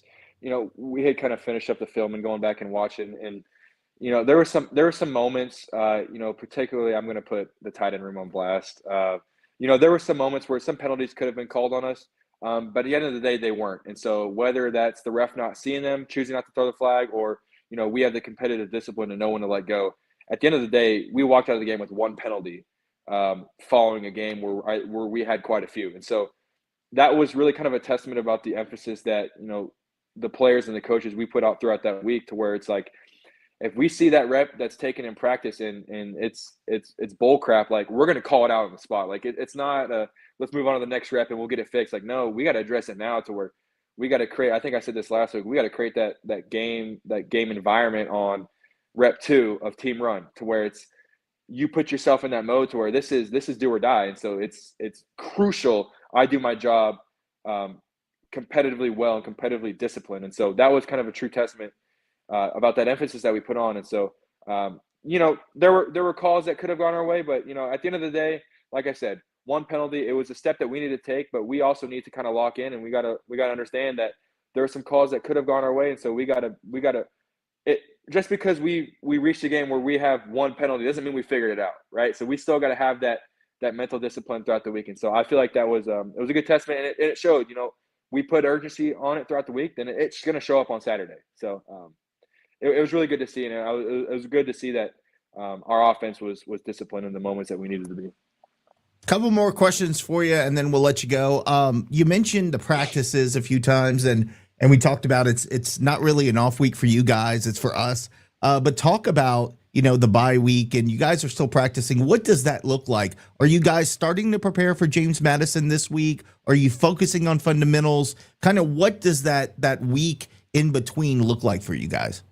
For sure. Up to this point, it's been a lot of focusing on us. I'd say there's been some JMU prep. A lot of that's going to be, we have some bonus practices built in there for JMU prep, but a lot of it has been, the majority has been focused on our fundamentals. And, when I say fundamentals, it's not, it entails everything. It entails, I'm going to talk on a tight end standpoint. It entails going back to our stance, going back to our first steps, our hand, our hat placement, because when you get into the thick of it throughout the season, you're so focused on game plan and overall schemes that, sometimes the little things tend to slip. And if you let those little things slip over time, it's going to compound into mistakes. So, we're blessed to have the bye week when we have it, to where we can take this extra time to really focus on ourselves. And, defensively, y'all kind of touched on it, focus on tackling and focus on fits and all that kind of stuff. So it's been a really good week to kind of step back and focus on us instead of an opponent. But now, entering the second half of the week, we're going to start, prepping into JMU and kind of building a game plan around them. But, the bye week has been really good to kind of hone in on our stuff, and keep the momentum going and touch back on the basics that we haven't touched in a while. So, yeah. Before I get to the last question, that is a pretty sick cap you got on, man. I like that. I need my brother Thank is you. one of the Thank you. my brother is one of the coaches at for baseball, so I need to ask him to hook me up with one of those because I haven't seen that before. But that's pretty sweet. Yeah, little bit credit to jealous. Coach Munoz. He had given to me this. He gave this to me, I want to say last year, and it's now one of my most favorite hats. Like, I love it. I love it. I'm jealous. All right, man. Last question we got for you. So one of the things as part of this NIL deal was we give you some free old time, man. And we give you a lot of free old time. You get to eat that on a pretty regular basis. Tell us, now that you've probably eaten there a couple of times, what is your go-to meal or sandwich that you get over at Old Time? Okay, so I haven't been as much as I want to be just because this recent hiccup. I've been in the training room a whole lot. But when I do go, it's going to sound disappointing. I'm super picky. You know, everyone that knows me knows that. I'm not a big shrimp guy, so unfortunately, the shrimp po' boy is kind of off the table. I'm kind of classic. Like, this is going to sound really stupid, but I really just like the turkey sandwich that they have, honestly. They have I forget, I don't know if it's like I don't know what kind of meat it is, but it's like maybe like a Reuben or something like that, or like a Reuben or something like that. I don't know. As long as you just put some good sliced meat on there, I think I'll be fine. But I'm not a big fan. I haven't grown up enough to where I like shrimp yet. So I'd say just kind of a classic sandwich, like a Reuben or a turkey sandwich there, and then some Zapp's chips for sure. Bro goes to Old Time Grocery and orders Subway. I don't know what to say. I know. It's disappointing. Like, I feel like those it should have gone to someone else. But okay, I'm making a promise. I got to sit up for this. I'm making a promise to myself. I gotta use this opportunity to try some more things on the menu, and I've started to grow up a little bit as a man and try more things throughout life. So for y'all, I'm gonna say this on air. I'm gonna make y'all hold me accountable to this. I'm gonna try everything on the menu to where it's like I can give y'all a very educated answer. So I'm gonna be on that. Look, this is one for you. Ham, turkey, roast beef. It's called the Old Time Special. Old Time Special. There you go. There it is. You realize if your name was Jerry Abear, I would be giving you such shit right now, but because I was gonna say, I am even trying so hard. Kaden, I feel Caden's pain because like Nick was about to cry whenever he put his head down. I'm like, but okay, Kaden, do you like catfish? Do you like I do like catfish. All right, they usually during Lent in the springtime they have catfish po' boys. Try that out. You'll like that. I will. You'll like that. That's middle ground. Because I'll be honest with you, and Nick's gonna yell at me. I'm not really a shrimp eater, so don't feel bad. That doesn't surprise me for some reason. Calls himself a Cajun. Kaden, thank you again for coming in. Appreciate your time. We'll talk to you next week. We'll talk more about JMU. But until then, have a great week. Start feeling better, man, and we'll talk to you very soon. For sure. Appreciate you guys. Fun as always. Thanks, brother. Kaden Jensen, UL tight end and brand ambassador for Rage and Review. As always, love having him here on the show. That was a lot of fun. A little disappointed in him, but you know what? I will get over it. Speaking of Lindsey Jensen, somebody didn't say chicken tenders. I heard Daniel Beals at Canes right now, apparently. He's at Canes. He might be watching us. I don't know. So one of our listeners or viewers are there right now, and Daniel's there. So I do need to know what he ordered, by the way. Want to see what's going on with that. We're gonna close. There's Hudson Benoit. We're gonna close the book on Marshall. But I do want to, before we do that, we do have another couple of questions that we do want to talk about. And one of the things that I think we said before we left, and I'm trying to get to my notes, so bear with me. Going back to the Lunch situation. So let's say Lunch has, some decent weeks. I don't know, maybe not groundbreakingly spectacular, but he has some decent weeks. Walker comes back. Here's my question. Do we have a quarterback controversy at that point? When Walker comes back, how is that going to be handled? I'm obviously going to let it play out, but it will be very interesting, Jerry, to see how that plays out, because I don't know, man. I don't know how I feel about that. I mean, you don't want a guy to lose his starting job because he had an injury, but we go back to last year and the year before where it happens because of happenstance and not because anybody. I mean, it's just the way things go. Talk to us, Jerry. It depends on the time of year that Walker's healthy again, and it depends on how well Lunch is playing. It's you play the hot hand, and if Lunch comes in next 3 or 4 games and is lighting it up like we saw in the second half against Marshall, you don't take him out. So I think right now, we've got a tough game against JMU coming up. It's going to be a challenge. But if he goes and win or lose, if he goes in and shines and then goes back and comes back in homecoming and beats Southern Miss, and then you have a stretch of some winnable games, you play the hot hand. And if Lunch is the hot hand, you keep him. You don't take him out, especially considering the fact that Walker has only played 1 game in 4 years. So at that point, I think the coaches are going to have a really, really big debate in the meeting room of, do you bring Walker back in and play him to where he loses? Because remember, he can actually apply for a medical redshirt if he does not play the second half of the season. Do you risk that? Because he's already been redshirted. Do you risk that? Or do you does he want that? Or does he want that? Or do you just say, you know what? Stick with Lunch. That's going to be something the coaches are going to have to earn their paychecks on. Because for me personally, depending on if Lunch is playing really well, I'd ride with Lunch at this point. If he continues to do what he did the other night, I'd ride with him. Especially because the dynamic of the offense, the scheme of the offense, it completely changes with Walker. It completely changes with Daniel. Now that you have a dual threat quarterback in there, that changes everything. So now you got to look at it from a X's and O's perspective of, how do you want to shift that in such a short amount of time? Cole, with Kaden dinged up, Lunch was dinged up a little bit with the injuries that we already have across the board. I think this is the absolute perfect time for a couple of weeks where we can catch our breath. Your thoughts on the timing of the off week or bye week? Especially after a win, it could not have come at a better time. It really could not have, because now, and I'm going to give you a whole array of things that maybe some people haven't thought of. You potentially, and I'm going to keep saying potentially until it gets confirmed, you potentially have a new starting quarterback that now you have a bye week to game plan a whole package for him as you go to arguably the last toughest game on your schedule in JMU. So it could not have come at a better time. It couldn't have. And then, yeah, of course, you have injuries to your number 1 and number 2 receiver.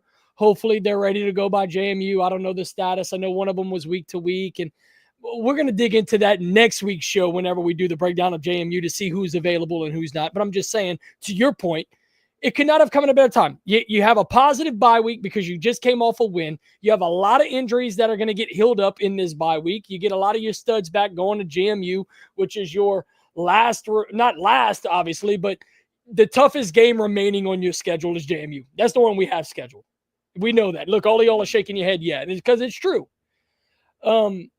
But to answer your question, when I think of the bye week that we have right now, it's because we have a new starting quarterback that you're getting 2 full weeks to game plan for versus, like I mentioned earlier, a top 5 defense in the country. And you're going to have to find ways to put them in good positions to move the football.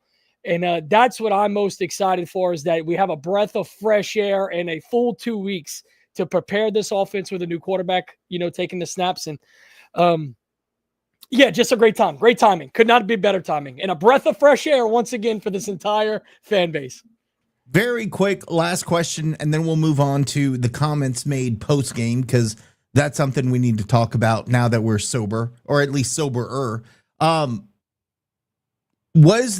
this win change our season? Did this win save our season, I guess is what I'm trying to say. Had we lost that game, you're looking at going into JMU and dropping that one, and then you got to come home to Southern Miss at that point, and you got 2 more losses.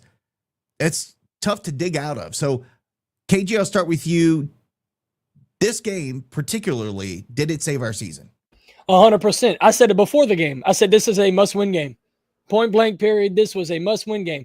Marshall, and I said it, they're a much improved team from what we thought they were going to be, but they are still a middle of the pack to the bottom of the pack to the Sun Belt. If you lost that game, there's not much hope going forward, whether you're the football team or you're the fans, right? So you found a way to rally with a new quarterback and a bunch of number 2s. And I mean, Yes, 100% that this win is a season-defining win. Now, granted, if you go to JMU and you find a way to win that game, I'm going to be saying the same thing about that game because we don't. We're going to talk about it a lot next week, obviously in the the breakdown show. But as we stand, yes, this win saved our season. It gave the fans a total rejuvenation. I just don't know what more we could say. I feel like I'm saying the same things over and over, but because I'm speaking from the heart, it's all of it's true. If you would have asked me before the game how much hope I have, it was like I had no expectations. Going into the Marshall game, I really didn't have expectation. If we win, we win. If we lose, we lose. Now I'm bought back in. Like, what can Lunch do? And I need to see more game tape. I told you guys in the text thread today, I just need to see more from Lunch, obviously, as we all do. But he just, with his athleticism and his excitement factor, he can get people to tune in. You're going to tune in. You're going to watch what he can do with the football. And I tell you what, guys, if he can somehow manufacture a really good game against JMU, I mean, JMU's the strongest Sun Belt team left on our schedule. I mean, the rest of the conference is in front of you at that point. So if he can have a good game against JMU, even in a loss, the season's in front of you because, Nick, you made the best point.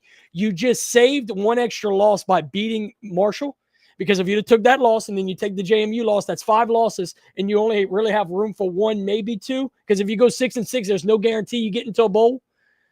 This win against Marshall, bottom line, totally saved our season. I firmly believe that. Jerry, real quick, did it save our season? I think the verdict's still out on it only because we have 7 games to play. I mean, this could have been a flash in the pan for all we know. I mean, and we go to JMU and maybe Lunch doesn't play as well. I don't know. But I will say that to Cole's point, it keeps our eyes on the product. It keeps us interested. It keeps us intrigued. And it keeps us wondering, what can we do based on what we saw in that second half against Marshall? So did it save our season? I mean, I guess it depends on how our season ends, right? Because we can look back on this and say maybe the Marshall game did if we go find our way to claw into a championship game. But as of right now, I think I wouldn't go as far to say it saved our season. I do think it gives us hope to make a run and actually have that spark that was needed to go in and win some games that maybe last week or the week before we didn't think we could win. Lane, did it save our season? Yeah, I feel like it did. Even though it is a East Division team, it still means we're 1-0 in conference. And even if we were to lose to JMU next week, like I said, it's Eastern Division team, so it doesn't count to our schedule as much as the other 5-6 teams left on the schedule are. But I do feel like that that game definitely saved our season. Appreciate it, boys. I think it certainly, I think it would have been dire had we not won this game. I'm not going to say it saved our season, but I will say it was a very, very important step that we needed to take. Let's move on to post-game comments. Of course, it is now very well known that the voice of the Cajuns, Jay Walker, made some comments in the post-game. I'm not going to play them here because I think everybody's heard it at this point. But it was interesting. It was a comment that felt directed towards us. It felt like it was a comment directed towards any fans who said anything bad about the team this season. It was a finger wagging like, you better learn your lesson. Ha ha ha. I was right. And when you're in the world of where we are as not a power conference, we are struggling to get eyes on the TV, fans in the seats, butts in the seats at the stadium. And we continue to crap on those fans. And it's, I'll go back to your comments after postgame. I know you want to talk about that, Cole, but you said you can't out Cajun a Cajun.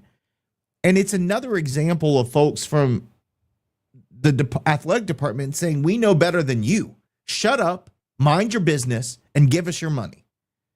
And we shouldn't be reprimanded as fans for being fans. I've said it many years ago. I will never tell a fan how to fan. I may disagree with how you handle things, but I'm not going to tell you You should be happy. You should be mad. You should say this. You shouldn't say this, because that's not my place. And Jay's done this for a while. Let's be honest. And he's gotten a lot of flack for it. I don't know whatever came out of that. If anybody, I don't know specifically what happened as a result of those comments. I will just say it's inappropriate. And, you know, I'm going to pull up this thing off of the website real quick. Bear with me, guys. I'll pull up this that has been held against us for so many years because this media policy includes something in it specifically made for us. And it says, due to the multiple wide-ranging requests from outlets getting credentials. So this is regarding getting credentials with athletics.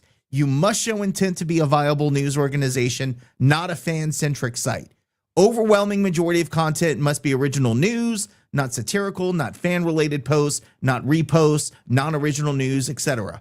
Number 3, avoid inflammatory remarks. That is such a broad save my ass because I don't like you comment. If you guys think about it, let's talk about Matt Moscona. How many times does he shit on UL? He gets access to anybody he wants. Let's talk about the fact that we had another. Okay, I'll say it. You had a podcast that is up and coming that was sitting in the press box this weekend and standing on the sideline and in the coach's interview after the game. Same people that were calling for Dez's head a week ago. That's pretty inflammatory. Must have established record of meeting of the above criteria either by individual organization. So this is their catch-all right here, saying no inflammatory remarks. Do as I say, not as I do. That's the problem I have. You're crapping on fans. You're not following your own policy, and you're handpicking who this policy applies to. So I'll be candid and say we applied for credentials, just like the other outlet did recently, because, hey, if they can do it, so can we. And we'll see if we get the same courtesy as they did, because I wasn't interested in getting credentials. But now that I see that they've kind of opened their mind to letting people like us have credentials, and the voice of the program is saying out there wagging their fingers and screaming at our fans, well, I guess that makes it available for us too. So we'll see more to come on that. But KG, I want to talk to you because, you know, after the game, you got pretty passionate. You were a little bit like the next day going, oh crap, what did I do? But it was from the heart. And I will use that quote for eternity. You cannot out Cajun a Cajun. You cannot tell us how to behave. You cannot tell us what to like, what to be happy with, what to be disappointed with. You can't out Cajun a Cajun. Talk about that, KG. So, I mean, when I tell you from the post game, when somebody played me that clip of Jay just basically berating the fans, and a media member in Lafayette, not to be named, even though he is a fan of the podcast and has been on here before. Are people not entitled to their opinion? I mean, we just sat here talking for, let me see up top. We've been live for about an hour and a half. We talked about how this season before lunch came in was basically a tale of, 5 games and then a quarter and a half? So with that being said, the takes that we had 2 weeks ago against Missouri and then everything that happened from a quarter and a half on can both be true at the same time. I don't understand the need as a voice of this university, and has been for decades. And let me break this down for a second. Growing up, and I've said this to multiple people, close friends, my dad loves Jay Walker. My dad would rather listen to a baseball or a football game or any game that the Cajuns play on the back porch with the pot going and a beer in his hand. And I'm the same way. Growing up as a young kid, I always wanted to be Jay Walker. That's why I call football games for Acadiana High School. I want to be a broadcaster, doing play-by-play and doing what he does, especially for things that I love. I love Acadiana High. I love the Raging Cajun. So that's what disappointed me about his comments so badly, is because your base that you've been talking for, which is the fans, you're the eyes of the fans on the radio. You've been doing this for decades. These people are loyal to you. They tune into you. They You are their eyes on game day. And the first thing you want to do after one of the biggest, if not the biggest, comeback win in school history is berate the fans over their personal comments on social media from a game that happened 2 weeks ago. It's almost like you bottled that up inside of you just until you had a win to where you can unpack it and blow it back up in the fans' face. You know how stupid you sound on the radio talking about a game that happened 2 weeks ago with a totally different quarterback and a totally different personnel of players? Like, it's ridiculous. But going back to what I meant about you can't out-Cajun a Cajun.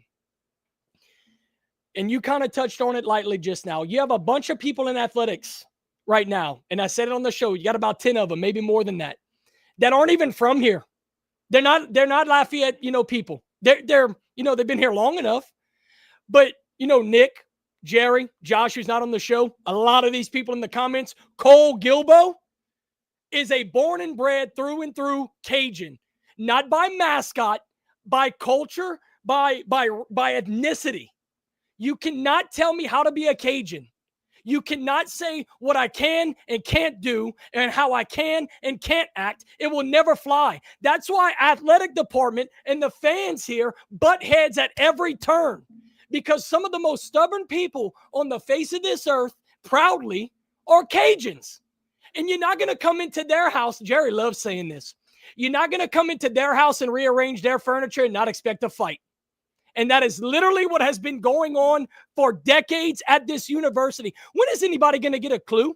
If you embrace the fans, a.k.a. Rage and Review, who we all graduated from UL, and we love UL, if you embrace the fans and let the fans just pour their love instead of wanting to fight them at every turn, you would have a lot more ticket sales. You would have a lot more parties at the tailgate. But instead, you want to police everything possible and pinch every single penny out of every single thing and kill the life out of everything you touch as a university.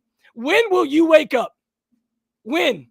Because the Cajuns in these comments, they're going to tell you all day long. Now, whether you choose to listen to them or not, if you don't, you're going to have the same product. You're going to have the same base. But I can tell you what, and Josh says this repeatedly and has since I've known him, the market tells you what you should be doing. Your market is sitting here telling you what you should and should not be doing as a university, what you should and should not be charging as a university, the promotions that you should not be pulling. We can go through the gambit of it.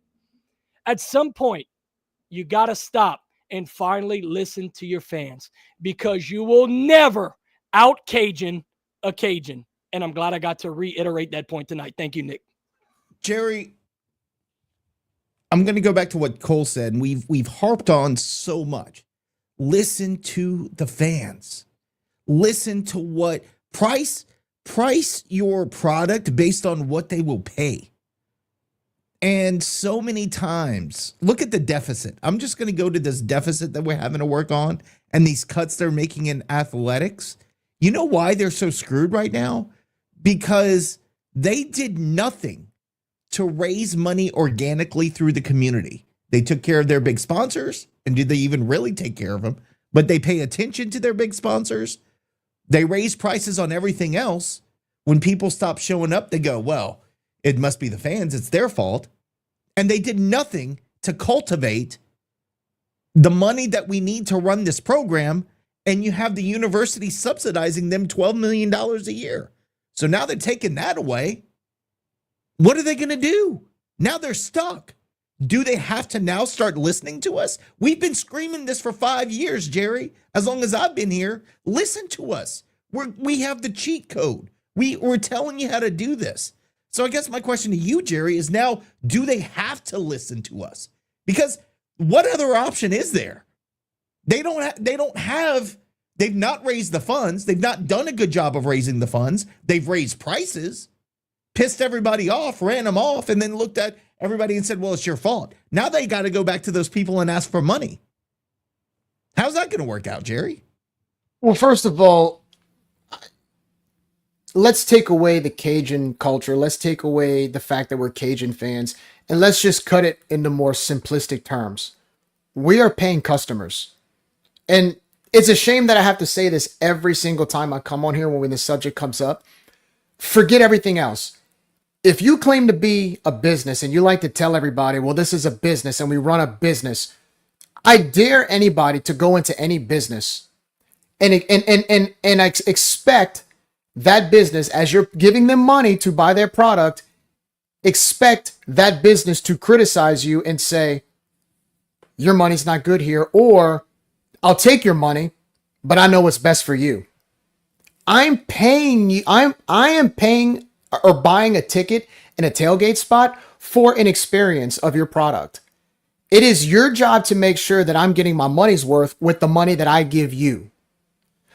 And the problem I think we find in all of this is the fact that we're still trying to divide whether or not this is a charity or is this an investment in a business. When I give to RCAF, when I buy football tickets or basketball tickets or baseball tickets or softball tickets, I'm going to want the product on the field to complement what I'm paying for.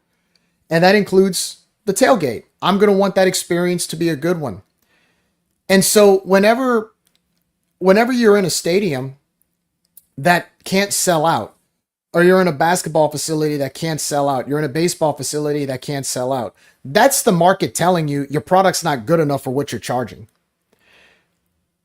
Businesses are not going to go back. I want you guys to name me one business that says, you know what? It's the market's fault. It's the market's fault. And you know what happens? You know what happens to those businesses? They end up shutting their doors and closing down. I was going to say, I could name a ton of them that aren't there anymore because they're of not that there exact anymore. reason. That's right. So, you know, Cole, you nailed it in every which way as a Cajun. Let's be honest. To anybody listening, if you're not from here, I'm just going to tell you, and I'm saying this with a heart, with nothing but love. You have to assimilate to us. Acadiana, if we could be a country, we would be a country. We're unique in so many ways compared to the rest of America. There was a documentary I saw on the Cajuns one time, and that's what the narrator said. This is a part of the country that some people haven't assimilated to normal American culture. That's who we are. And so you have to assimilate to us. We can't assimilate to you. And so, to your point, again, what are you doing bashing the customer? What are you doing lecturing the paying customer? You should be welcoming the customer when they come in. You shouldn't be pointing your finger. You shouldn't be criticizing. You shouldn't tell your paying customer what opinion they should have, right? I mean, I say it all the time on Rage and Review. We're the Google review of UL Athletics. We're the Google review. And it ain't just us five. Now, Josh isn't here, but it's not just us five. It's the fans. It's the people that watch us. It's the people that listen, that give their 2 cents. It's the number of people that volunteered to help us out at Rage and Review because they want to be a part of it.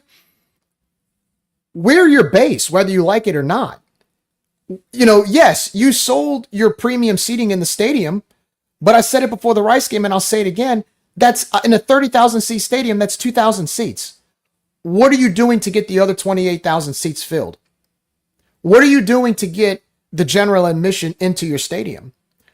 And look, I'll admit, I do think they have put forth some more effort into that. But what I cannot stand is when you bash the customer. You're trying to bring in the customer. You don't try to scare them away. So again, I'll say this, and I'll say this till I'm blue in the face. At the end of the day, we are the paying customer. It's your job to lure me in. It's not my job to just walk in. And until we change that mindset, we're going to keep running deficits. We're going to have people leave and go elsewhere. And it's going to be the vicious cycle. All I'm asking is assimilate to our culture, assimilate to what we do and how we live and how we speak and the customs that we have. Assimilate to us, listen to us, let us tell you what it would take for us to show up. And I promise you, you'll get much better numbers and you'll get a much better result if you just do that. And you can't charge SEC prices for a tailgate. And you can't let the customer know the day before the tailgate starts, oh, by the way, you owe us $5,000 now. And this is not a hit on everybody in that department. Jerry, you and I are in a group chat with, not name, but like they're one of the best people because they listen.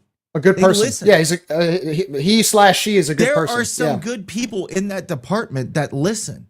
That's all we're asking, bro, is for people to listen. But here's the thing. To the people who are from here. Just imagine if that particular person, that's one person, right, Nick? That's one person. Just imagine if that entire building reciprocated to to that one person, right? And I don't think they have a did that. choice now, Jerry. They're You know? screwed. They got to raise money. So what are they going to do? Still charge $5,000 for a tailgate spot? No, I know what they're gonna do. I think they're just gonna throw their hands up and go, well, we tried, and then watch. Well, I think there's going to be a lot of turnover in that entire department, but that's a different conversation for a different day. Cole, I know you wanted to go back to the credentialing thing, and look, I submitted the email. I've not heard back. It's been a couple days. That's expected, but it will be interesting to see if we get the same access. I mean, inflammatory. What does that mean? Because we're not nice all the time. I mean, why are we so sensitive? Why are you worried about us? Why are people throwing shots in the administration in conversations to our sponsors about us? Why are you worried about us? Worry about you. This is why we're in the position we're in, because you're more worried about a freaking 5 guys who talk about on a podcast like any other. You want to act big time? Well, Texas Aggies, they have a whole podcast that they bash the people 20 times worse than us. You got radio people who I guess you're not listening to because nobody listens to the radio anymore saying the same shit that we're saying. But because we get a lot of attention, you're worried about us. We're not the focus, bro. We should be the last thing on your mind. Go ahead, KG. No, so I'm the newest one to this media company. Trying to get away from the podcast. I like that. I'm the newest one to this company, and I thought the guideline was very clear. We do not allow any, credentials to fan-run entities. And I'm like, you know what? I respect that. If you want to save your credentials for news companies and, maybe radio, I get it. But, and this is going to sound like shade to the podcast, the new podcast on the block. It's not. The fact that you guys got credentials, we wish we had that. But the point is why don't we? Because all of your guidelines say you have to be a respected news source. Check. We've been doing that for 8 years. You have to have original news, original media. Check. Been doing that for every social media for years. So what's your excuse? The fact that you can't control the narrative? The fact that you can't, that's bottom line. So what you're saying is you're willing to bow down and hand somebody a tag if they're willing to play by your game, if they're willing to let it, as long as you can control the narrative of said media company, here's your credentials. So that's it's not even a question, Nick. I just wanted to bring that up. Don't think that we don't know the game that y'all are playing behind the scenes.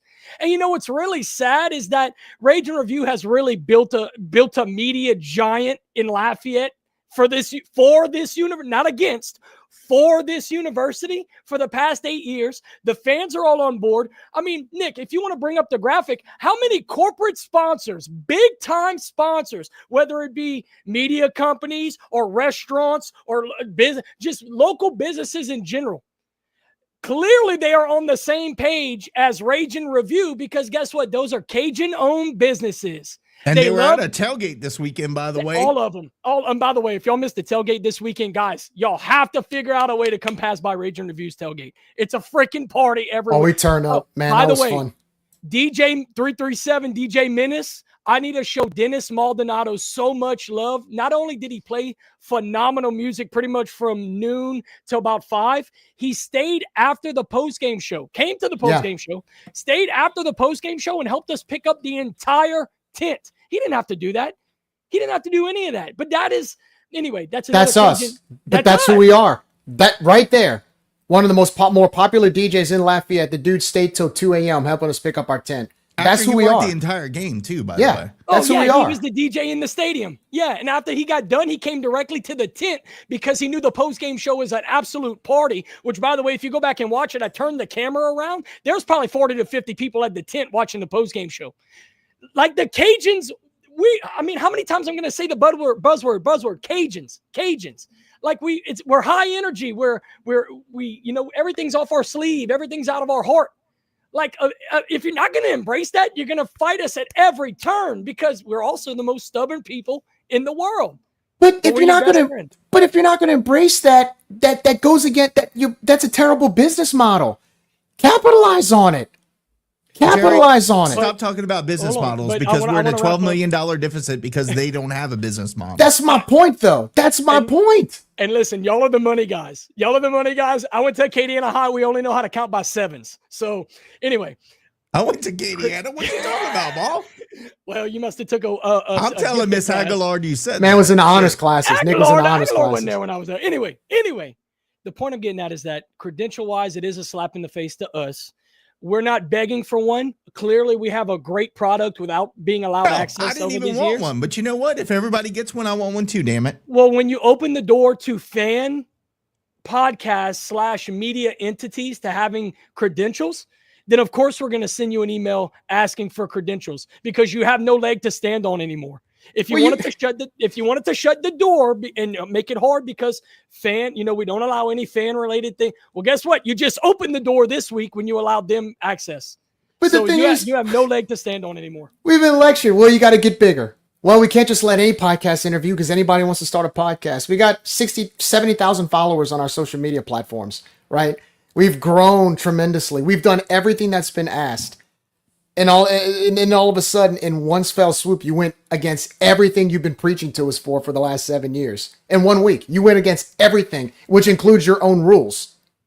And keep in mind, that's a podcast that's not even dedicated to the Cajuns. They have segments for the Cajuns. I would say they're about half dedicated. Every other day, there's something different, so I don't know. They talk about the Saints. They talk about we are 100% dedicated to our Louisiana Raging Cajuns. Good, bad, ugly. That's all we talk about. We'll go into the Sun Belt because it's relevant, but guys, it's going to sound like whining. And listen, we talked about it all the air. We don't want it to sound like whining because we would love to be in coaches' shows and have media access.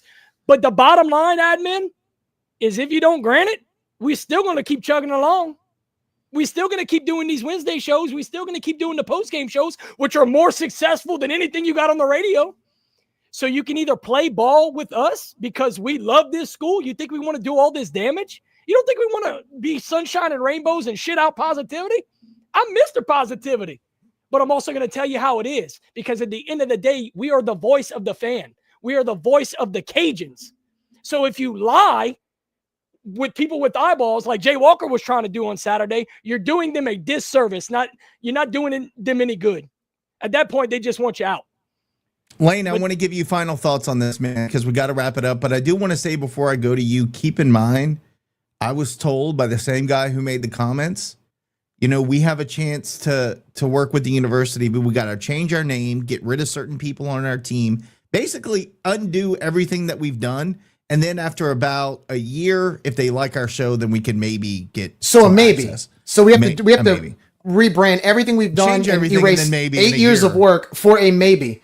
Yeah, and then get rid of people. So basically, everything we've done, just undo it. You can't be a fine podcast, so good luck with that. Or maybe. So one, we're not getting rid of people. We're not rebranding. We're gonna stay Rage and Review. We've grown, even in the year that I've been a part of it. We've grown exponentially. We've interviewed coaches. We've interviewed national media members. But I will say this: I worked with Jay for 3 years, and I was his producer for just about every single UL sporting event, whether it's basketball, football, baseball, sometimes softball, just depends. But to hear him say those comments that he made on Saturday, I was a bit surprised because, maybe y'all had seen or heard different comments from him before. But when I worked with him, I didn't hear those comments. And even after, I worked with him, I was still listening to the radio a little bit, but not obviously nearly as much. And it like I said, it kind of surprised me because I wasn't expecting that to come out. But I feel like it shouldn't have been said, or maybe said in a different way.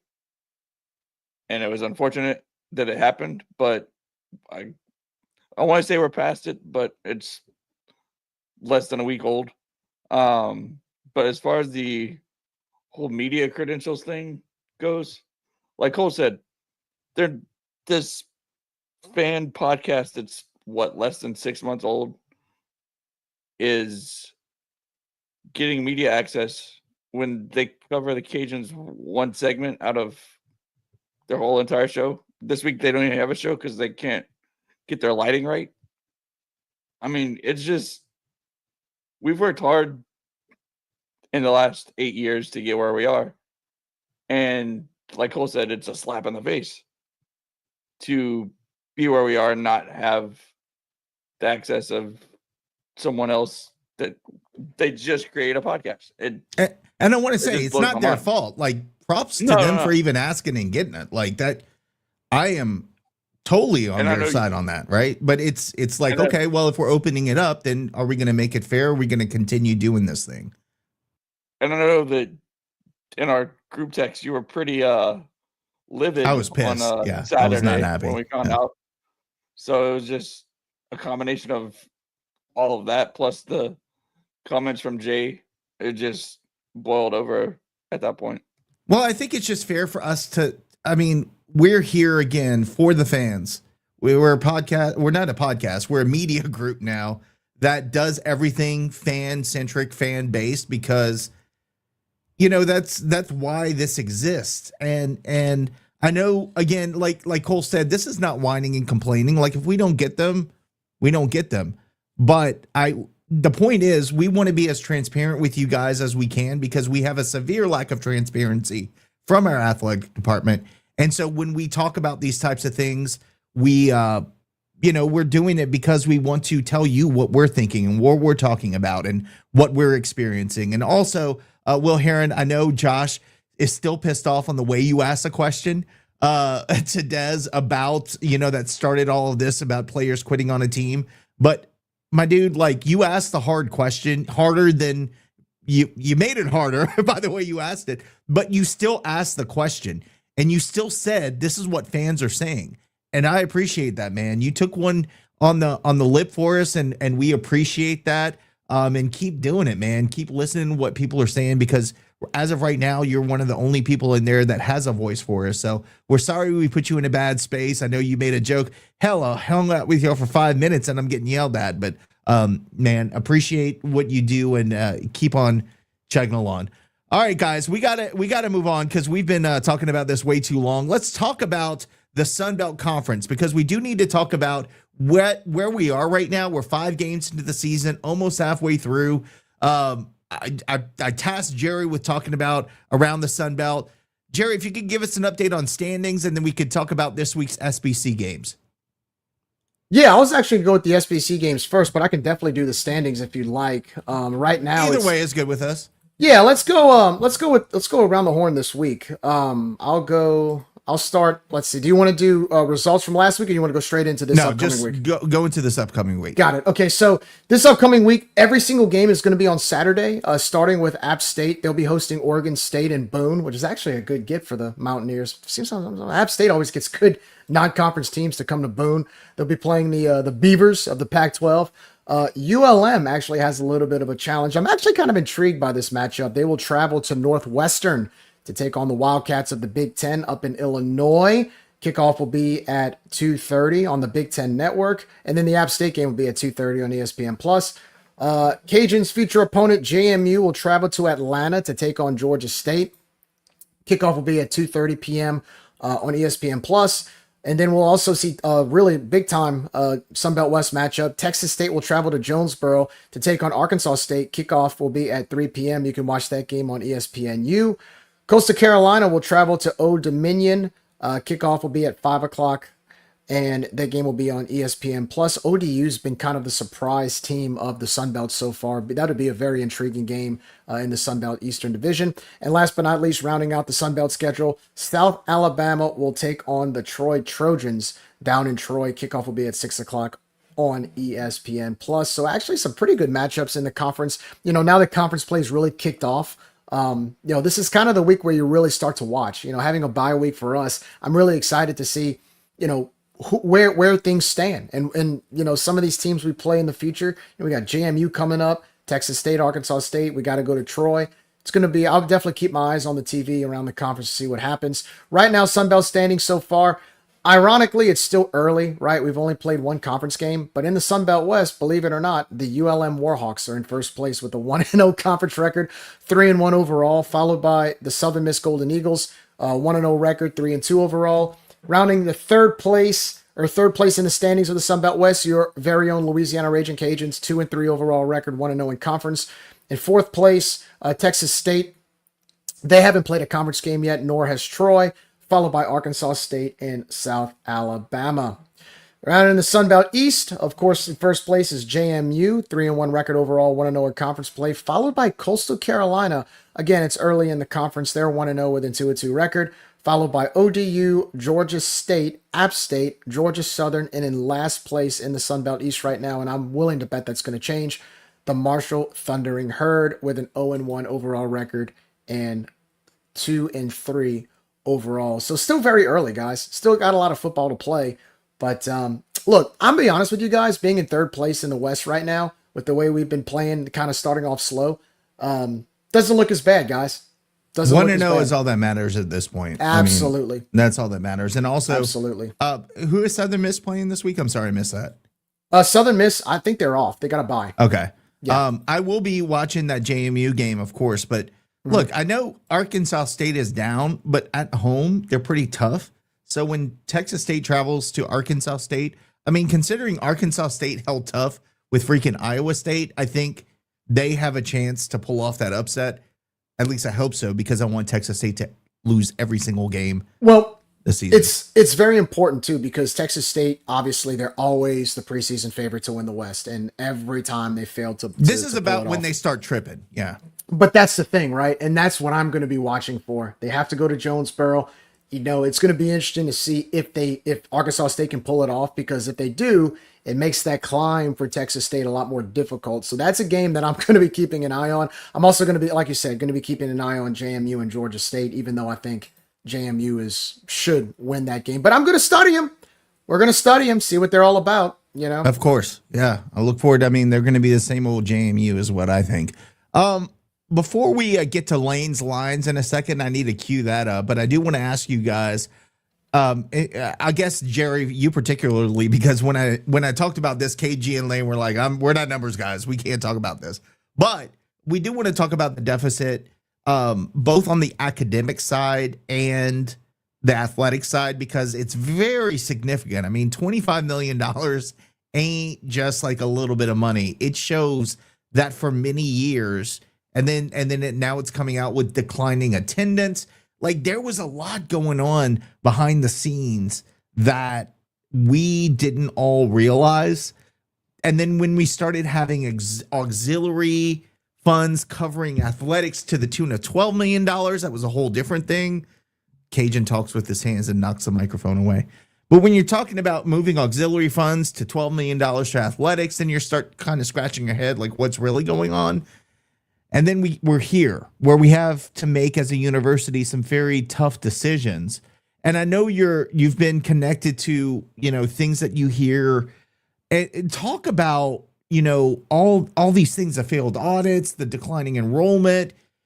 You know, Savoie's legacy up to a few years ago was like, man, this is he's doing great things for athletics. And somewhere around COVID, it seemed things kind of started to get a little wonky. And I'm not blaming everything on Savoie, but when you're the university president, that tends to be, it all kind of falls on you. So talk to us a little bit about, you know, about what you know about the deficit. How do you think it's going to affect athletics? And ultimately, how do you think it's going to affect Savoie's legacy? Because he did a lot of good for Louisiana. But with all of this coming out, you know, it might be a few years before we go back to seeing the good stuff. Yeah, I don't really want to get really in the weeds on it, because it's still kind of, everything's still ongoing, right? I mean, we saw in the news today that there have been some cuts. I think the Department of Sustainability got cut. You know, there's going to be some employee turnover and whatnot because of the cuts. And so, you know, the big question I had was, why are we finding this out now? Why a $25 million deficit? There's so many moving parts that lead into it. I want to know, why did it happen now, and what took so long for it to happen now, and what were the circumstances to where we waited so long to find out that these numbers were as bad as they are across the board.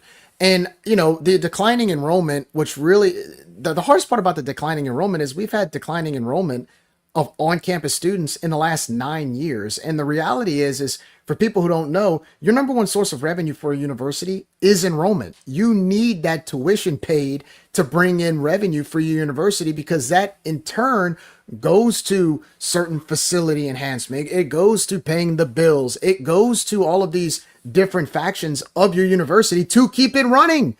And the reality is right now, I want to say we have around 12,000 undergrad students on campus, most of which we've gone online. But the problem is that online students, they pay less tuition than on-campus students.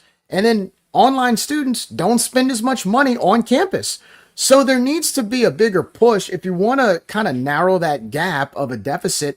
The number one source is trying to get more students in and trying to find housing and trying to find resources to get more students in.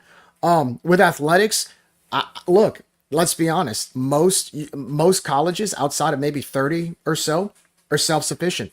That's it. The big schools, they're self-sufficient. The big game in college athletics is not necessarily how much money you make, but how much you narrow that margin. How much can you narrow down that margin so you can find a way to pay it back? Because I believe, and don't quote me on this, I believe according to state law, you can't run a deficit. You have to find a way to pay it back. So that's going to be the $1 million question, is how do we narrow that down to pay it back? You know, and because we're having trouble doing it is the reason we're in this predicament right now. So it'll be interesting to see what happens in the next 6 to 12 months. I know there's Dr. Jamie Abair came in. He's now the interim president. Of course, he was a school provost previously, and he's here to fix a lot of that. So it's going to be interesting to see what happens. But I'm going to just tell you guys, from a PR standpoint, from a perception standpoint, it doesn't make us look too good right now. Does not. Yeah, I mean, when you got ULM fans crapping on you, that is something. But appreciate it, Jerry. Like you said, it's a lot still going on there, so don't want to predict too much. But just unfortunate that we're in this position. But I feel like, sometimes you have to break things down before you can build them up again. And I feel like as a whole, the university and athletics department are in that same position where we're just going to have to break things down to build it up. Go ahead, Jerry. Last thoughts. I do think the university needs to take a hard look at itself in the mirror. These administrators need to take a hard look and say, what direction do we want to go? And what are our goals? Is it enrollment? Is it research? Is it this? Is it that? What are our goals? And I think, personally, we strayed away from some of the goals that we tried to aim for a while. Again, the enrollment decline says a lot. Now, they can talk about COVID and all those things. Still should not have happened in 9 years, right? This started 4 years before COVID was even a thing.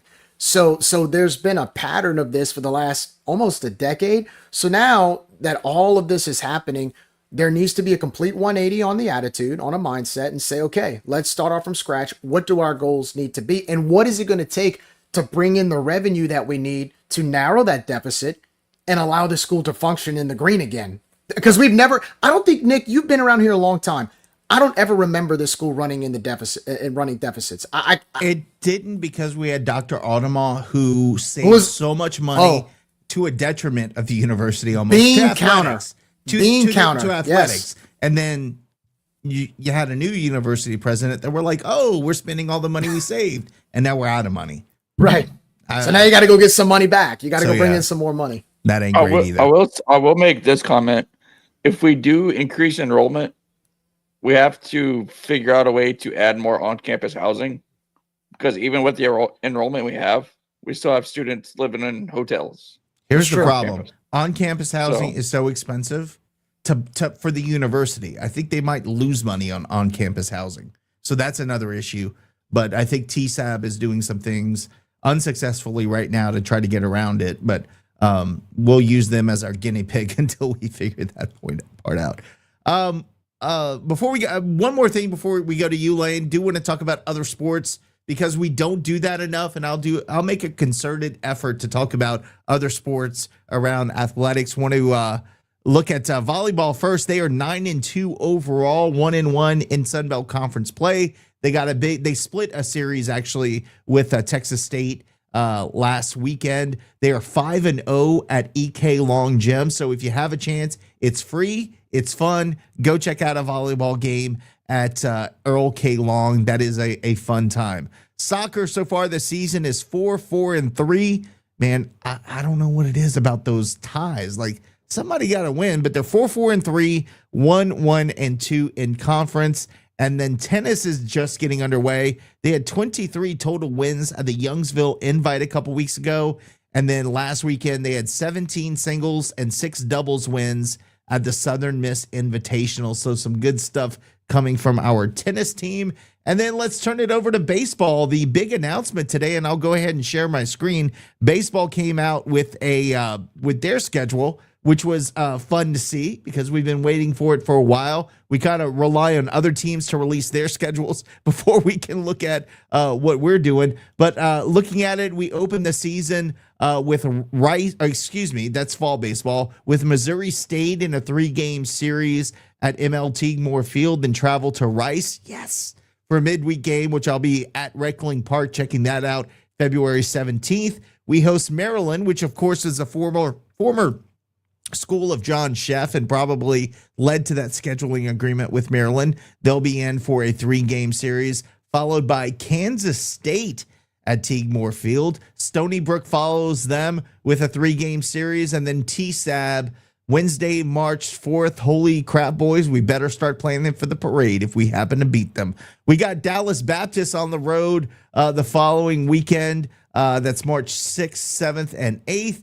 UTRGV, which I'm kind of liking those guys now. They play some good baseball there. They'll be at the Teague midweek March 10th, followed by McNeese. And then you got South Alabama at home, and you get in a conference play after that. But I got to tell you, man, that out-of-conference schedule, it seems like we are starting to take a little bit of a note out of what TSAB does and what those SEC teams do. And I think we had Brian Benton on a couple times, and he explained the RPI thing. And he said you want to play at home a lot, which now we are seeming to do because, one, that is good for money purposes. You're bringing in attendance and people and money to the program. But number two, you're not scheduling out of your minds. Last year, we scheduled really, really, really good teams, and we paid the price. We didn't have a great record, and I think that may have had to do with some of the descent that we saw through the rest of the season. But you know, you look at these games against Maryland, against Missouri State, all solid teams, Kansas State, Stony Brook, Dallas Baptist especially, like those are solid teams that might not be sexy names in the world of baseball, but they're good RPI wins. If you beat them, they're good RPI wins. If you lose to them, they're not terrible RPI hits. So I think it's a win-win. Credit to Bav for putting this schedule together, boys. I'll start with you, KG. What do you think about the out-of-conference schedule this year for the Cajuns? It's phenomenal. I mean, have you looked at this thing? So my only knock is that if you don't know, opening day is home against Missouri State. It's a 2 p.m. first pitch start. And that's because that's Mardi Gras weekend, if I'm not mistaken. And there is a parade later that night, and we know the coaching staff hates scheduling home games during the parade. And as a fan, I'm kind of over it too. You know, as a kid, it was fun because, you know, you could peek your head over the stadium and watch the parade pass by. But from a logistics standpoint, especially from a tailgating standpoint, it's a freaking nightmare. And it really sucks that I'm probably going to have to take it really sucks that I'm about to take off of work to go catch the first game of the year. But listen, Missouri State at home. Nick, I know you pumped up about Rice on the road for that midweek. I mean, you're going to be able Chris to do that. told me we're also playing Houston here midweek. So, hey, I'm all about that, baby. Dude, yeah, but listen, I mean, you get Missouri State at home. Missouri State's a recognizable program. That'll be fun to kick the year off. You get Maryland at home, another recognizable name. Kansas State is a freaking Big 12 team. Let me put it this way, boys. The season starts on February 13th. We are not away on a weekend until March 6th when we go to Dallas Baptist. So nearly a month later is your first away weekend. So I'm loving this schedule. I mean, I'm gonna be honest with y'all.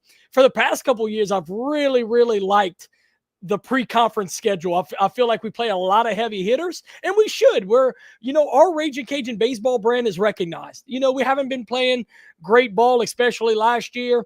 We've been regional teams, for the past 5 to 10, but we're a recognizable brand, and those Power 4 schools, they want to play us, and we should take advantage of that. And clearly, scheduling-wise, we are taking advantage of that. So the fact that we are home for the first 3 to 4 weeks of the season, I mean, it puts a smile on my face. I get to be at the Teague for nearly a month straight. Are you kidding me? I love it, man.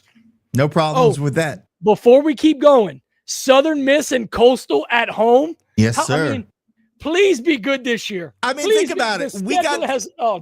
We got the two teams that played for Natty last year, Coastal and TSAB, coming to our house. And then you get Southern Miss, who we hate. We love to hate. Screw those guys. They're going to be, Danny Lynch. Just make sure you get Destiny and Airbnb. Put this on there, Cloverfield, because I know you're watching us. Cloverfield, Clover, whatever. He watches us more than he watches his own shit. He need to worry more about USM. Anyway. There's nothing going on in Hattiesburg. Well, that's a good point. Lane, talk to us. Any initial thoughts on the schedule that jump out at you? I really think it's a good schedule. I mean, like Cole said, we start the season with Missouri State, which the first game of the season is going to be interesting to see how many fans there are because of the scheduling and the time it's played. But other than that, the first month we're at home. We got really good teams. I mean, Stony Brook's probably not the Stony Brook of old that beat LSU, but I mean, they're still a recognizable brand. And then we go to Dallas Baptist, and then we come back home, and then our first conference series is actually at Texas State. So our first away conference series, is at Texas State. So that'll be a good one. But I really like how it sets up, especially with, like Cole said, with Coastal at the end of the year and Southern Miss as well. Good stuff. All right, boys. It is now time for Lane's Lines. And Lane's, I'm trying to download this. I don't know where it went. Hold on. Give me 1 second. It's probably under pdf.pdf.pdf.pdf. Try that. It's on the drive. I uploaded it earlier. I know you did, but I also had to make some edits to it because it was all jacked up. All right. Start talking and I'll get to it. I don't even know where. Okay, so you have to wait for me. Okay, that's fine. No, that is last week's. Nope, that is this week's. Okay.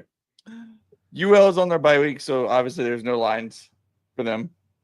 I'm going with Iowa State money line. They are 1.5 point underdogs on the road at Cincinnati with a 54.5 over under number. The game that I actually switched to for the spread is Western Kentucky. Their last two games, they beat opponents by double digits, and they are 3-point underdogs on the road at Delaware. So, and that's being played on Friday night. I know Josh said Friday games are weird, but I saw that line and I was actually surprised that they were underdogs.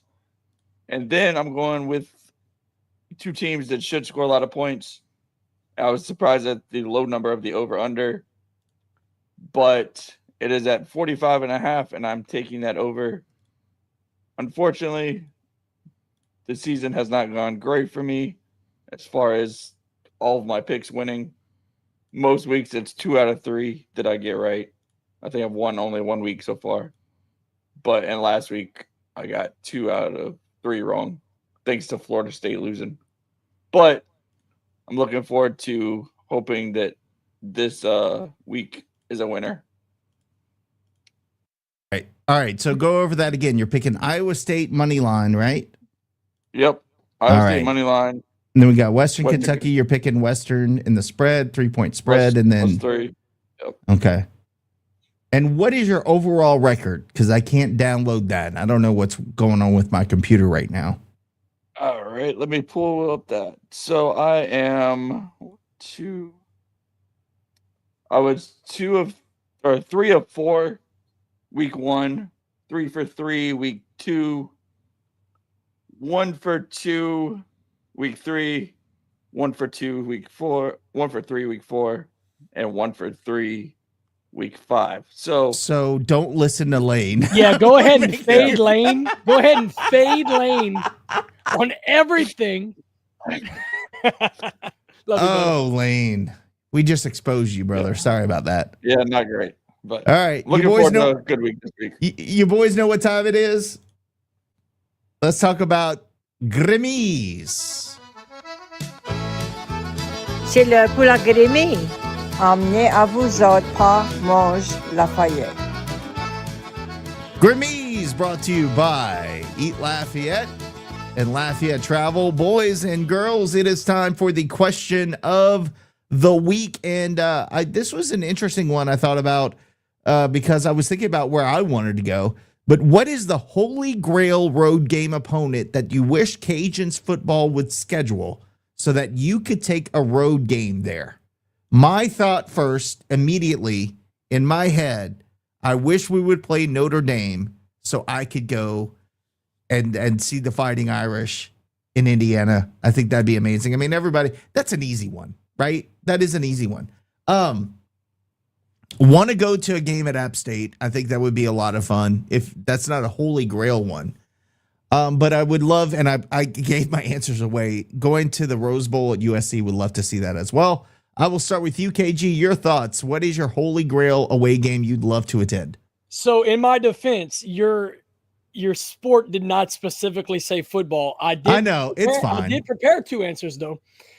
So this is going to sound funny. So y'all have watched long enough to know I am a Florida State fan, but I have actually never been to a Florida State football game. I've been to 1,000 baseball games. I've never been to a football game.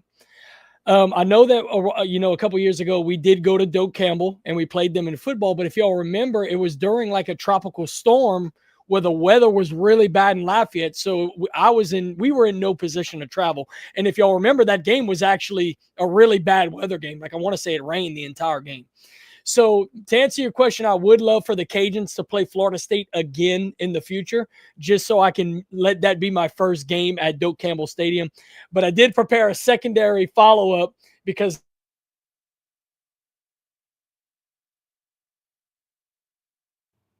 he got hit by lightning. Too young to go to Omaha, right? There you are, KG. All right, start over with your second pick because we got all screwed up, shawsed up. No, you're perfect. Okay, we're good. So I'm sorry about that. So my second pick, baseball-wise, I prepared something for that as well because I'm a baseball guy. I would love, because I was too young to go to Omaha when we went in 2000, I would love if the Cajuns could schedule with Nebraska somehow at not Rosenblatt, what is it now, TD Ameritrade or whatever it is now. It's like it changes every year. If we could schedule Nebraska, and I'm only saying Nebraska because they're relatively close, or maybe even Creighton, I don't care. But if you would schedule a 3-game weekend series at the College World Series site, which I've been dying to go to as an adult because I was too young to go in 2000, that's my dream. Somehow, some way, I want to end up in Omaha. Boys, please take me there. Well, Dag said we're walking through the gates of Omaha. Still got to do it. Jerry, what's your holy grail? I'm going to give it 2-part because they're rivals, and I don't think we've played either one. I'd love to go to the Big House in Michigan and the Horseshoe in Ohio State. I mean, both stadiums hold over 100,000 people. There's a lot of tradition with them. I love pageantry. I love college football pageantry. And, I'd love to see the Ohio State band where they dot the I. I'd love to see the Michigan band play Hail to the Victors. And those would be 2 great places, I think, that I'd go to either one. And I'm kind of surprised, guys. I'm kind of surprised that the Cajuns have played neither. I don't think they've played Ohio State, nor have they played Michigan. But if it's either one of those 2, I'd go to either one. So, yeah, the Big House in Michigan and the Horseshoe at Ohio State. Since KG was talking baseball, BYU, man, I want to go to that stadium. It looks amazing. I'll give you one. I'll give you one for baseball. Kayla and I were in LA the year before COVID. We actually passed up by Malibu, Pepperdine University. We were on the side road where you could see the beach, and above on the mountainside is Pepperdine, where their baseball stadium is literally on the beach. Like if you look over to left field, unlike Conway, unlike Coastal Carolina, no, this is not the beach. No, this is legitimately on the beach, and it's beautiful scenery. The air is breezy as can be. So yeah, that would be an ideal place for me. Would be Pepperdine for I would baseball. Also say I'd love to play at West Point, to play at Army. That would be pretty special too. Lane, your thoughts, and then we'll call it a night, man. So I was originally gonna do the Big House, but Jerry took it. I think playing at Penn State during the whiteout game would be an incredible experience. I was going to say TSAB, but I've been there before. Not when we've played them, but I've been there before. It's what it is. But I would say definitely Penn State. And oddly enough, Virginia Tech, just for the opening Enter Sandman. Of everybody jumping around. That'd be crazy to watch. Penn State should not have a football program. Penn State should have been shut down athletically. Penn State has no business in the NCAA after having a pedophile ring ignored for years, and you got a slap in the wrist because you paid your way out of it. Anyway, I disagree with the Penn State because I think it's trash. Boys, it has been a fun night. KG, you want to give final thoughts on that? No, I also wanted to throw in Iowa. I want to do the Hawkeye wave to the kids. That is phenomenal. That's one of the best things that's been added in the recent years. I would love to be a part of that. Well, we wave to the roof people sometimes when they're out there at the tee. Boys, it has been a fun night. I want to thank one last time our sponsors, Gulf Coast Bank. And I just lost my entire screen, so bear with me 1 second as I do this from memory. Gulf Coast Bank, of course, Planet Radio 106.7, Lafayette Roofing, Darren Domang, like some alumni award he received this week. He's kind of a big deal now. The Yard Goat, Phil putting us up on the screens there tonight once again. Thank you. Yes, please. Branding and marketing was great meeting the ladies at the tailgate. Old Time Grocery, Stride Safety Solutions, Dr. Brett Venable and Recovery Chiromed, Eat Lafayette by Lafayette Travel, Rage and Hydration, and of course, the best stop, Cajun Market. Again, if you did not go to the tailgate last weekend, man, you missed out on a lot of cool people hanging out there, including the whole Best Stop crew. It was a lot of fun. And again, tonight was a lot of fun, boys. We do have to call it a night because we have, again, gone over our allotted time. But we will be back in a week to talk about JMU. We'll get a little bit of rest this weekend, watch other games, and talk about what we see against the Dukes coming up in a couple of weeks. For Jerry, for Lane, for Cole, I am Nicholas. We appreciate you for tuning in as always. And as always, before we go, we got to tell you, go Cajuns.